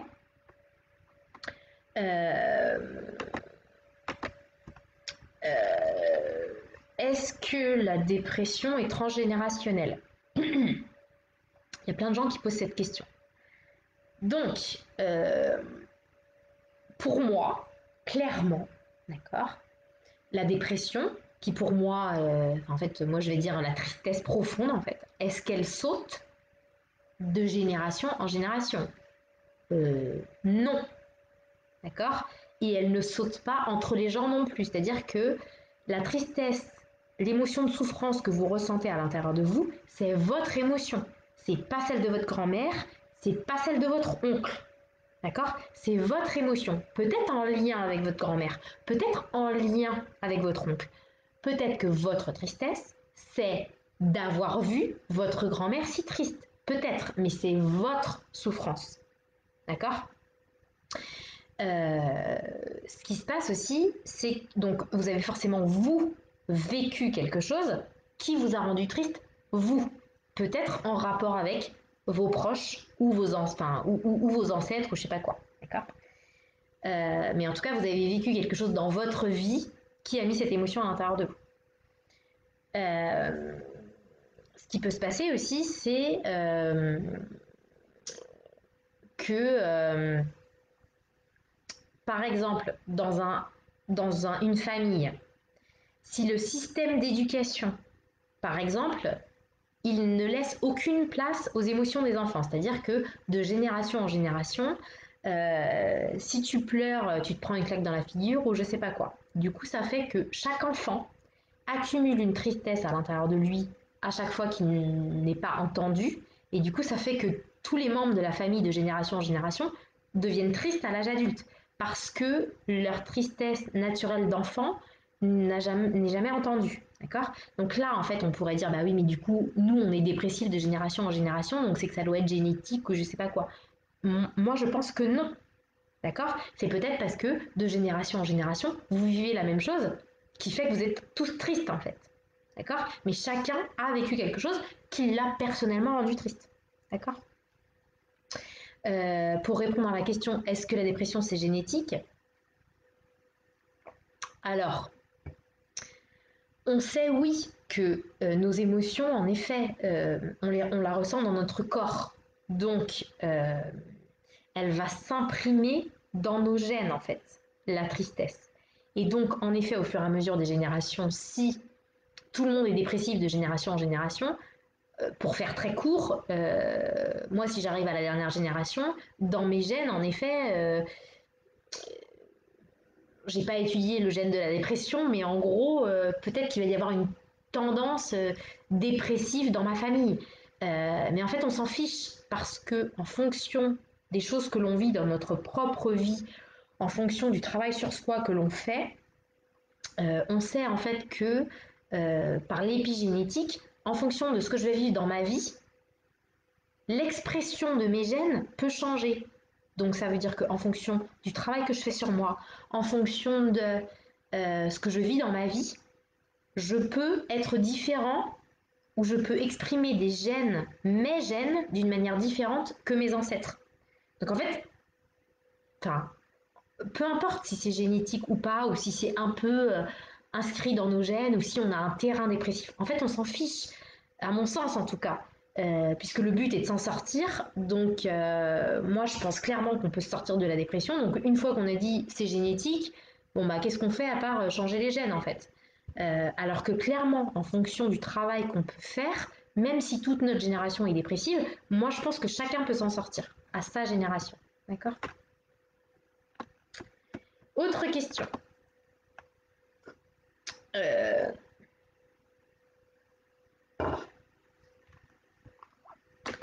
alors,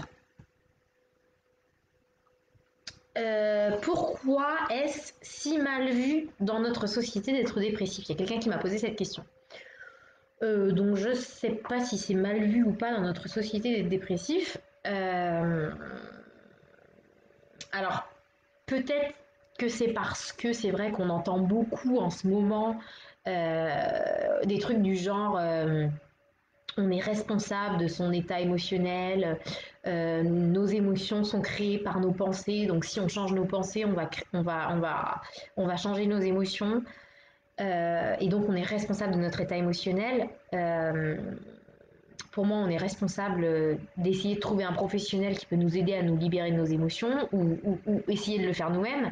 Mais on n'est certainement pas responsable des événements, la plupart du temps dans l'enfance, que l'on a vécu, qui ont mis la tristesse à l'intérieur de nous. D'accord. euh, mais donc peut-être que dans notre société, on se dit oui, mais du coup, si tu es dépressif, t'as qu'à te mettre un coup de pied aux fesses et puis tu pourras, c'est parce que t'as pas la volonté, etc. Il y a quelqu'un qui a commenté euh, la publicité du Psy Live sur la dépression en marquant avec la volonté on y arrive à sortir de la dépression. Bah non, en fait, pour moi, il y a des gens qui sont tellement mal en fait que peu importe la volonté, s'il y a une tristesse énorme qui pleure au fond d'eux, c'est pas avec la volonté qu'ils vont s'en sortir, d'accord. C'est avec un vrai travail thérapeutique. Ok. Donc il y a aussi pas mal dans notre société l'idée qu'il y a des gens qui se victimisent, il y a des gens qui se complaisent dans leur souffrance, etc. Euh, donc moi je suis pas du tout d'accord. Euh, et c'est pour ça que je vous informe de d'où peut venir la dépression parce que je veux pas que les gens culpabilisent d'être dépressifs. Ok. Euh, Autre question. Alors, la dépression, si elle n'est pas liée à un événement difficile dans sa vie, ne peut-elle pas être liée à la difficulté, à l'impossibilité de réaliser ses aspirations profondes qui parfois sont inconscientes? Donc pour moi, en fait, elle est toujours liée à un événement difficile, de toute façon, de la vie de la personne, d'accord? Que ce soit dans le présent, que ce soit dans le passé, ou que ce soit un événement enfoui, clairement, d'accord? Donc pour répondre à la question, la dépression, si elle n'est pas liée à un événement difficile, bah, en fait on va arrêter la question ici, puisque pour moi elle est tout le temps liée à un événement difficile, que la personne en soit consciente de cet événement ou pas. D'accord. Voilà. Alors oui aussi, la question continue avec la dépression ne peut-elle venir d'une sorte d'hyper-émotion qui chez soi fait que tout événement extérieur qui nous agresse déclenche un tsunami émotionnel qui à force fatigue le système nerveux et le rend chaque fois plus sensible. Donc là en fait pour moi, euh, si on reprend mon magnifique schéma, euh, la dépression ne peut-elle venir d'une sorte d'hyper-émotion? Non, en fait, c'est l'inverse. C'est-à-dire que c'est parce que ton vase émotionnel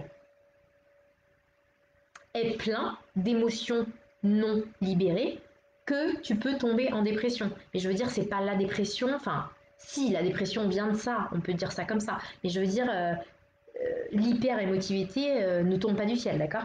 C'est parce que le vase émotionnel de la personne est plein. Donc oui, en effet, c'est fatigant. Et en fait, ces gens-là, en effet, ils sont agressés par tout et n'importe quoi, bien sûr. Ok.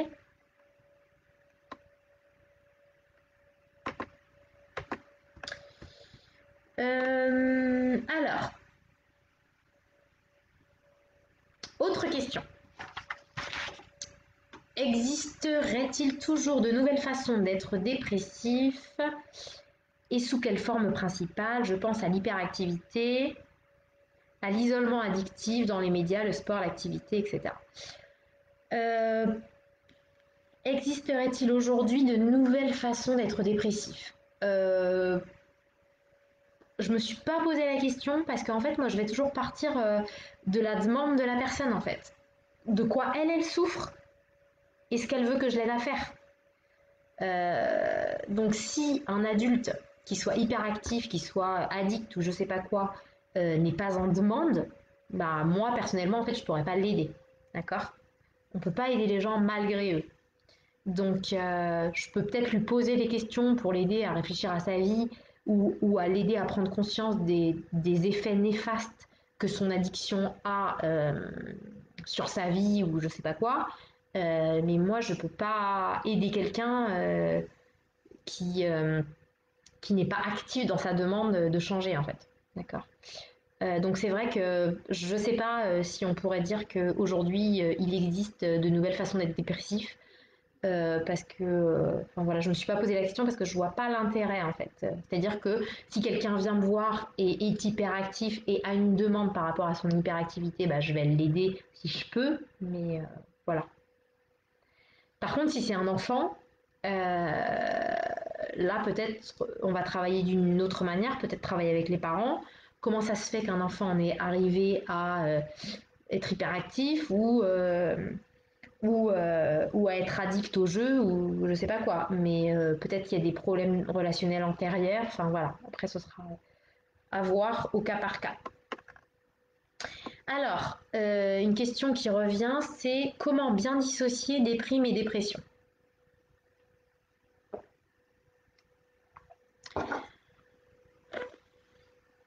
Euh, donc la personne dit très souvent il y a confusion. Bah en fait moi je poserais la question dans quel but les dissocier. Enfin je veux dire si le but c'est de guérir, pour moi en fait la dépression on va dire que c'est une énorme tristesse et puis la déprime c'est peut-être une petite en fait. Donc moi de toute enfin je veux dire donc soit on libère une petite tristesse, soit on libère une grosse tristesse. Mais je veux dire dans la manière dans ma manière de travailler pour aider les gens à sortir de la déprime ou de la dépression, de toute façon, ça va être les aider à se libérer d'une tristesse. Donc, qu'elle soit grosse, petite, la logique va être la même de toute façon.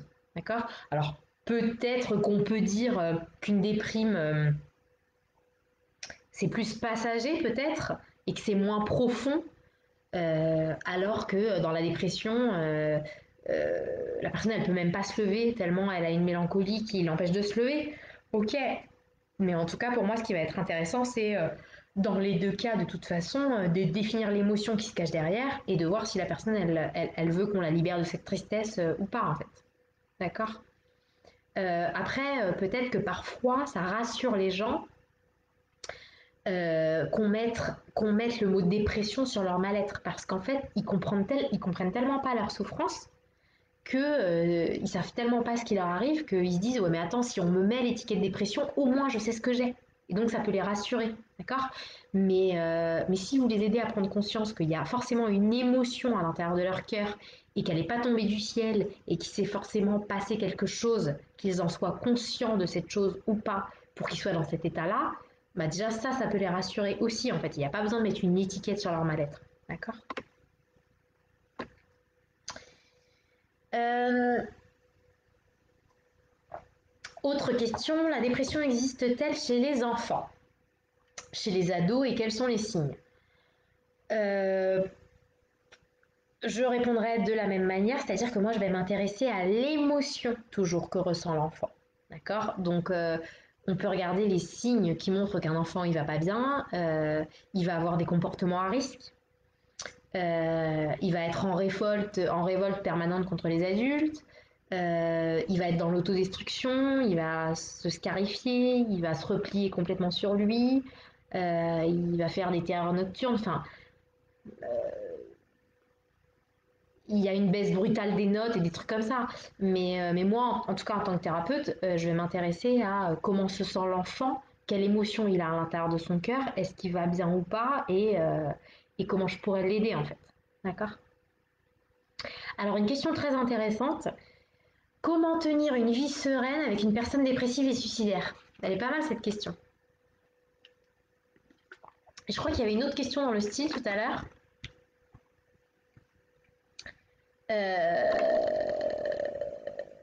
Tac. Tac, tac, tac, tac. Tac. Il y a quelqu'un qui m'a demandé tout à l'heure que faire face à une maman dépressive, je crois. Non? Voilà. Oups, comment, Bigou, comment aider une mère dépressive au quotidien, mis à part accueillir sa souffrance?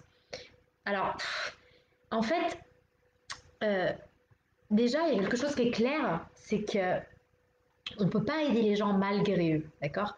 Qu'on soit thérapeute, mari, femme ou je sais pas quoi, vous ne pouvez pas aider les gens malgré eux. Donc déjà, la première chose à faire quand il y a un de vos proches qui est dépressif, c'est accepter cet état de fait. Si la personne, elle n'est pas dans une démarche pour faire un travail sur elle-même, en fait, personne ne pourra la sauver ni l'aider, d'accord? Je veux dire, c'est les gens qui se sauvent eux-mêmes avec l'aide de quelqu'un d'autre, de compétent, d'accord? Euh, donc la première chose, c'est ne pas se sentir responsable de l'état de la personne dépressive. Ça, c'est très important. Et je pense ne pas se laisser bouffer par la souffrance de l'autre personne, d'accord? Parce que si vous êtes complètement... si vous êtes toujours en train de chercher, de vous épuiser à aider la personne, alors qu'elle-même n'est pas forcément en demande ou ne fait pas forcément un travail pour aller travailler sur son émotion profonde, en fait, vous allez vous épuiser tout seul. Et si vous allez mal, je ne crois pas que ça va aider la personne à aller mieux non plus. D'accord? Mais souvent, dans les proches des personnes dépressives, il y a de la culpabilité. La culpabilité à pas s'occuper d'eux, ou à pas assez s'occuper d'eux, ou la culpabilité à pas pouvoir les aider. Mais en fait, leur état dépressif ne dépend pas de vous. Donc posez-vous la question. Qu'est-ce que je pourrais faire de plus pour aider cette personne-là? Bah, être plus là pour elle, ok. Mais est-ce que vraiment ça l'aiderait profondément à soigner sa souffrance? Sûrement pas. D'accord? Donc, moi, je pense que. Alors, vous pouvez bien sûr aller voir la personne dépressive tant que ça ne vous fait pas de mal à vous. Euh, mais, euh, mais ce qui est vraiment important, c'est d'accepter que vous n'y pouvez rien, en fait. Que vous ne pouvez pas soigner la personne. Surtout si elle-même n'est pas dans une démarche de changement. D'accord?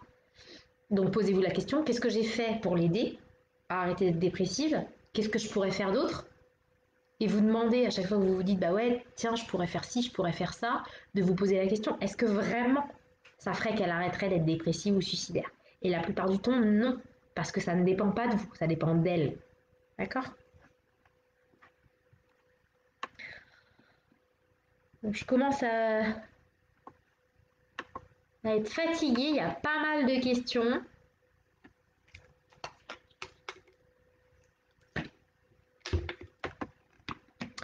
Alors, il faudrait faire des lives de 4 heures, mais... Alors, une question qui est vachement intéressante. Est-il possible d'être psychologue et dépressif? Elle est trop bien cette question, je crois que c'est ma question préférée du jour. Alors, est-ce qu'il est possible d'être psychologue et dépressif? Sûrement que ça a dû arriver à 2-3 personnes, hein, ça c'est sûr, à 2-3 psys. Déjà, pour être psychologue, ce qui est important, c'est d'avoir beaucoup travaillé sur soi-même. Donc, en tant que psychologue, si on a beaucoup travaillé sur soi, c'est possible qu'on soit passé par des moments de dépression. D'accord? Moi, par exemple, si je vous parle personnellement, clairement, je suis passée par des moments de dépression.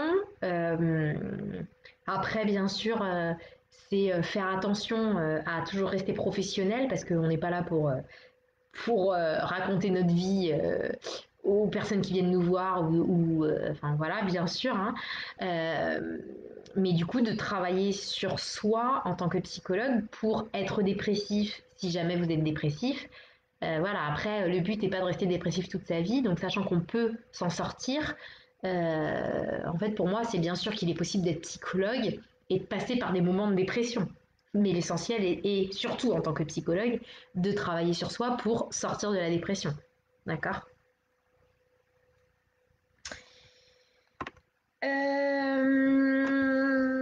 Voilà. Et puis,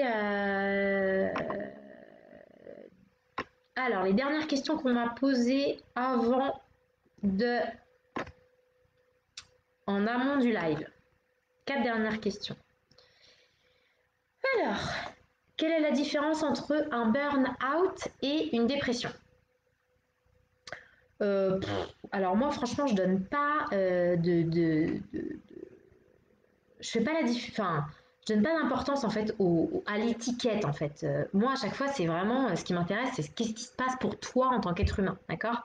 Euh, donc si par exemple la personne elle me dit bah, j'ai fait un burn-out et en fait là aujourd'hui je suis triste parce que j'ai été harcelée dans mon travail, bah, du coup si c'est son souhait je vais l'aider à se libérer de cette tristesse d'avoir été harcelée à son travail par exemple.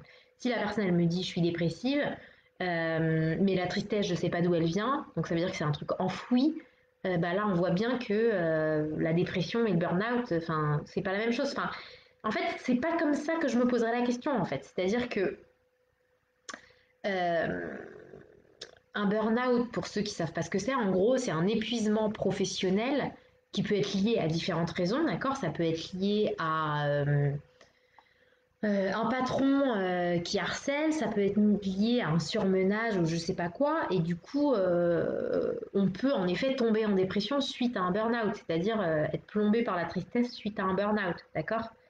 Mais on va dire qu'en soi, clairement, c'est pas la même chose. Enfin, en fait, on s'en fiche que ce soit la même chose ou pas, puisqu'à chaque fois, on va s'intéresser à ce que vit profondément la personne, d'accord? Pour l'aider par rapport à ce qu'elle vit spécifiquement, d'accord?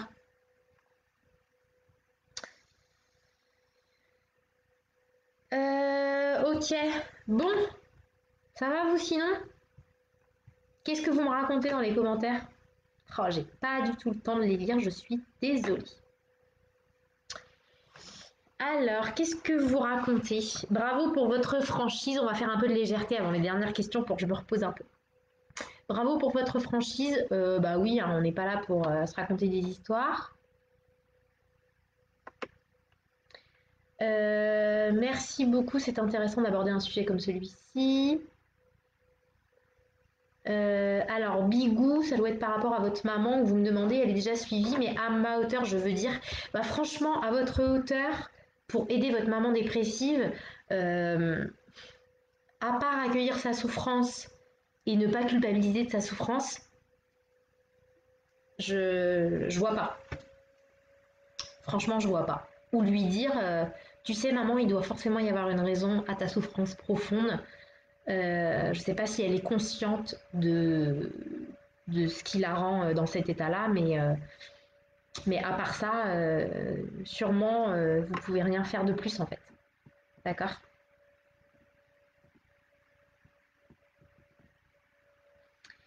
Alors, Yves, il nous raconte plein de trucs. Euh,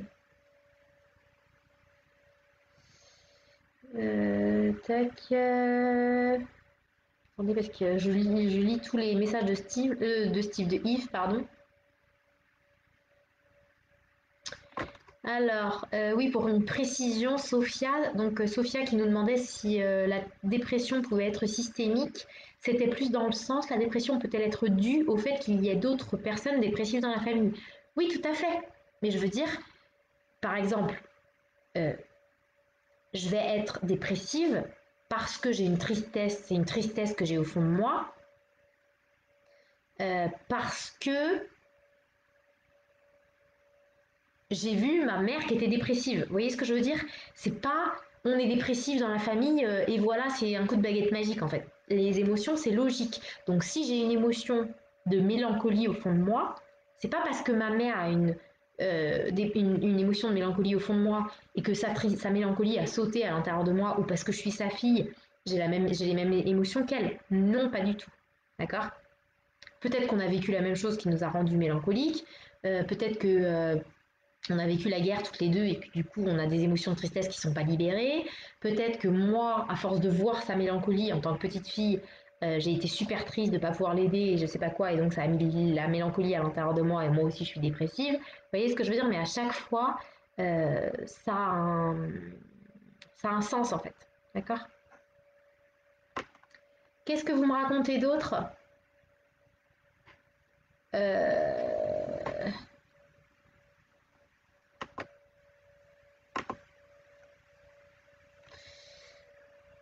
Actuellement, il y a un afflux de jeunes gens, adolescents, jeunes adultes en dépression. Ils perdent goût à la vie, souvent depuis le confinement.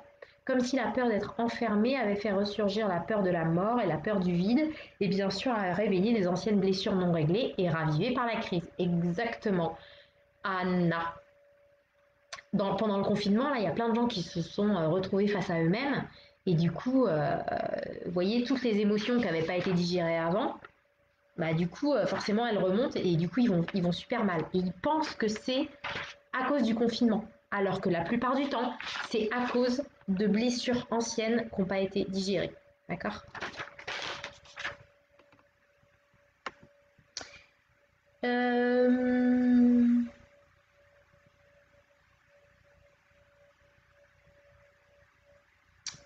Alors, Sandrine, quelle serait l'aide nécessaire pour accompagner la personne en souffrance? Je ne comprends pas la question. Donc je pense que, alors là vous me demandez quoi? Vous me demandez tout le processus d'aide pour accompagner la personne en souffrance. Donc le prochain live, je vais faire un live spécifique sur comment faire pour qu'une tristesse par rapport à un événement en particulier soit libérée. Voilà, mais votre question est très profonde, hein. Je passe des mois et des mois à former des gens pour aider les gens à se libérer de leur, pour aider les gens à, pardon, pour former des thérapeutes qui soient capables d'aider les gens à se libérer de leur souffrance.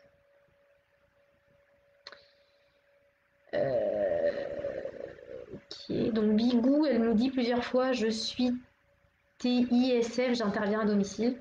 D'accord. Lyra, je veux bien, mais dites-moi comment. Donc Lyra, je pense que c'est une personne qui souffre et du coup, elle me demande comment on se libère d'une émotion. Bah écoutez, est-ce que vous savez quel événement ou quels événements ont mis euh, l'émotion à l'intérieur de vous? La plupart du temps, il faut l'aide d'un professionnel de toute façon pour se libérer. Moi, j'ai mis des programmes en place pour que les gens ils puissent le faire tout seuls. Après, parfois c'est possible, parfois c'est pas possible de le faire tout seul, clairement, d'accord.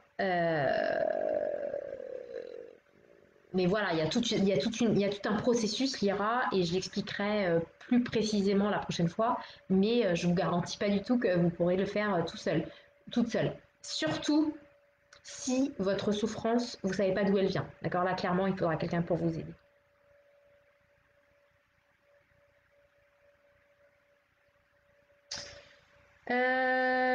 Voilà. Donc, qu'est-ce que vous me racontez d'autre? Pourquoi j'ai plus accès à d'autres commentaires alors que je sais qu'il y en a d'autres là? Je comprends pas. J'arrive pas à remonter les commentaires alors que je sais qu'il y en a d'autres. Oh là là, qu'est-ce que je suis nulle en réseaux sociaux et compagnie. Modération des commentaires, bon je comprends rien. J'ai pas accès aux commentaires du début et je sais qu'il y avait des super questions. Bon, bah c'est pas grave. C'est pas grave.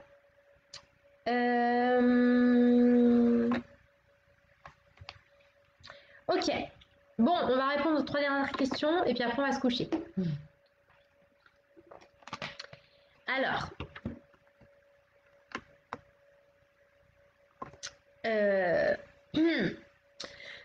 Pensez-vous que l'on donne trop la priorité aux médicaments pour soigner la dépression? En effet, les médicaments sont remboursés, mais pas les psychothérapies.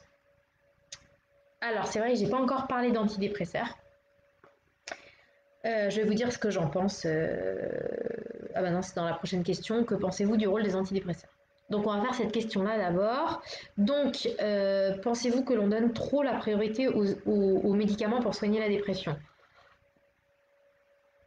Peut-être. Alors, un antidépresseur, ça va servir à quoi par rapport à notre vase et à notre tristesse? En fait, un antidépresseur, ça va calmer la tristesse, en fait. Ça va l'endormir un petit peu. D'accord? Ça va faire que que la tristesse est moins en surface. La personne est moins submergée par sa tristesse. Mais ça ne traite pas l'émotion, c'est-à-dire que ça ne la libère pas définitivement. Donc, ce que je pense, moi, des antidépresseurs, c'est que ça peut être bien à un moment donné quand la personne elle est vraiment trop submergée par la tristesse pour passer le cap en fait.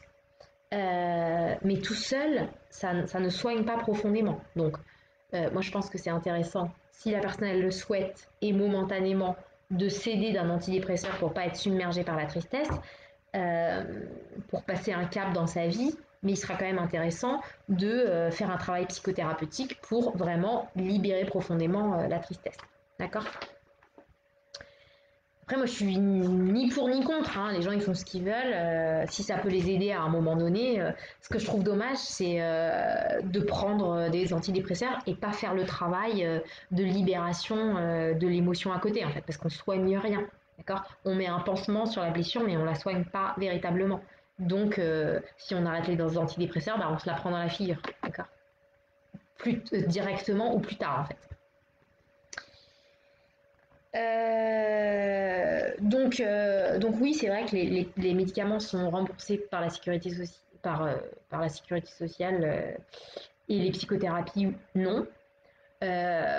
Donc ce serait intéressant hein, de voir si ce serait intéressant ou pas de rembourser les psychothérapies.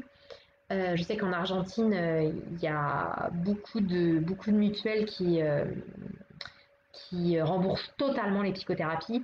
Euh, Moi, je trouve quand même que c'est important que la personne elle donne un petit peu d'elle-même pour vraiment être investie dans sa thérapie, parce que c'est pas facile, donc voilà. Mais bon, c'est qu'un avis personnel. Même si bien sûr ça pourrait être très intéressant pour des gens qui sont ultra motivés et qui n'ont pas les moyens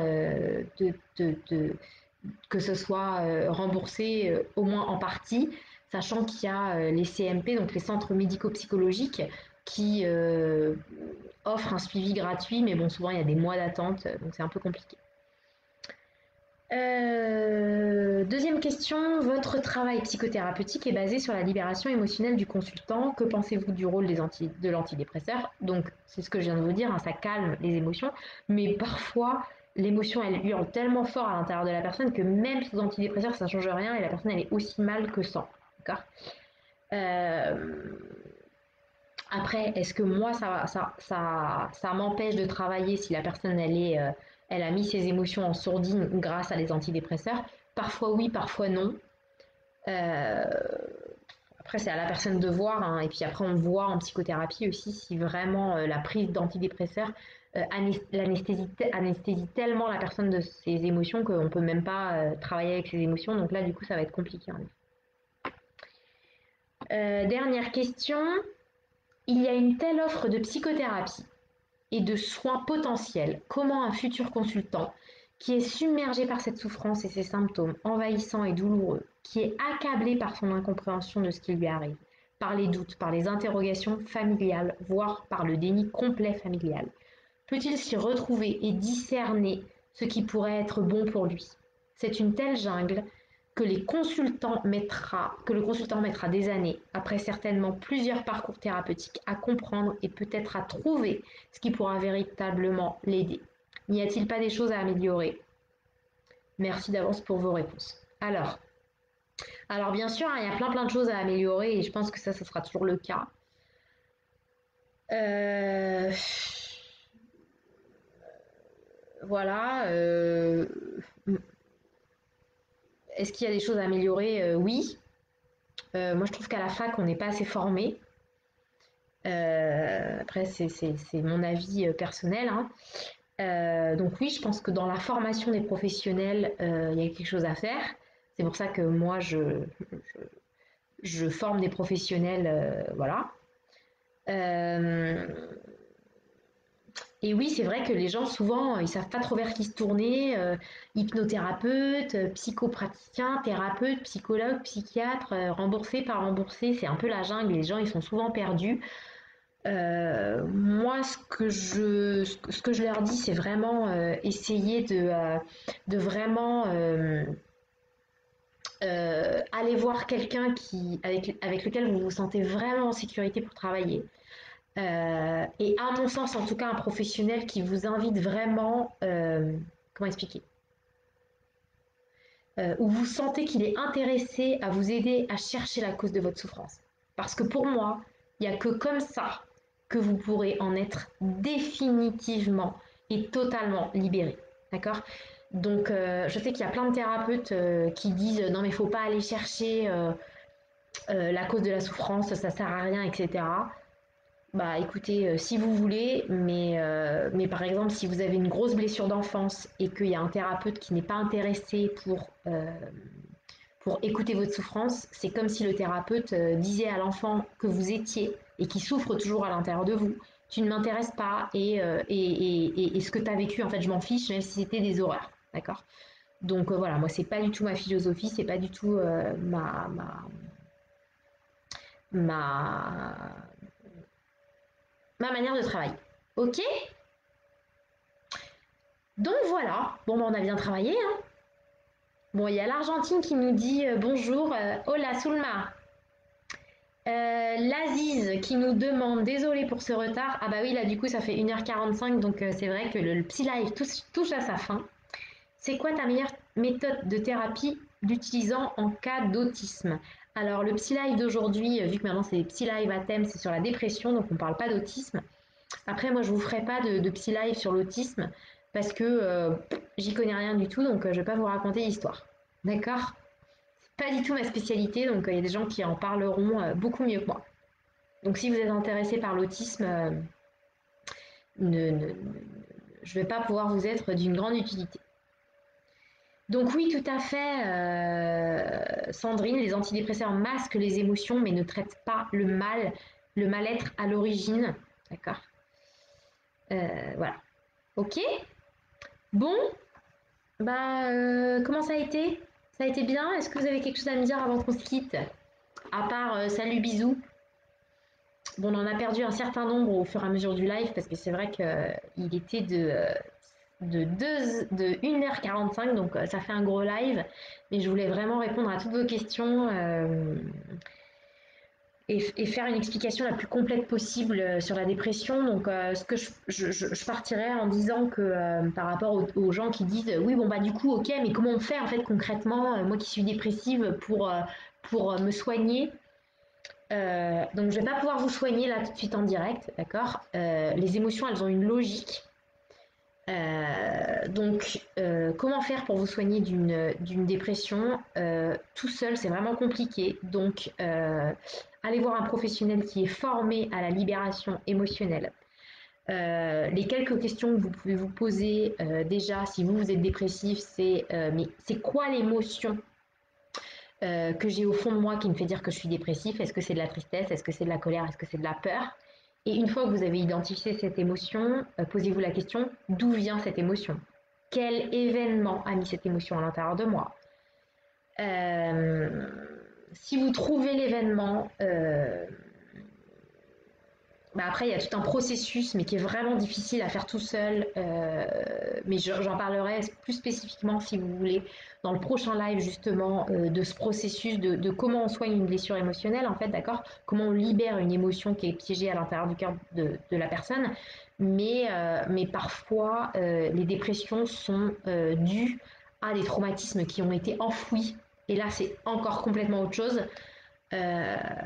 Donc peut-être j'en parlerai dans un live spécifique, mais je peux pas vous le dire comme ça en 3 minutes. Voilà.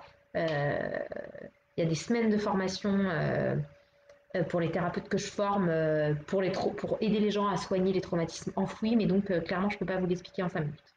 Ok? Voilà. Mais encore une fois, c'est vrai que c'est très difficile de s'en sortir seul. Et ou avec des thérapeutes qui ne sont pas intéressés par euh, aller profondément comprendre la cause profonde de l'émotion de la tristesse.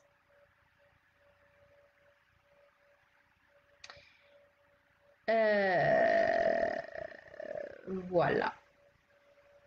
Ok. Bonjour Émilie, je vous ai,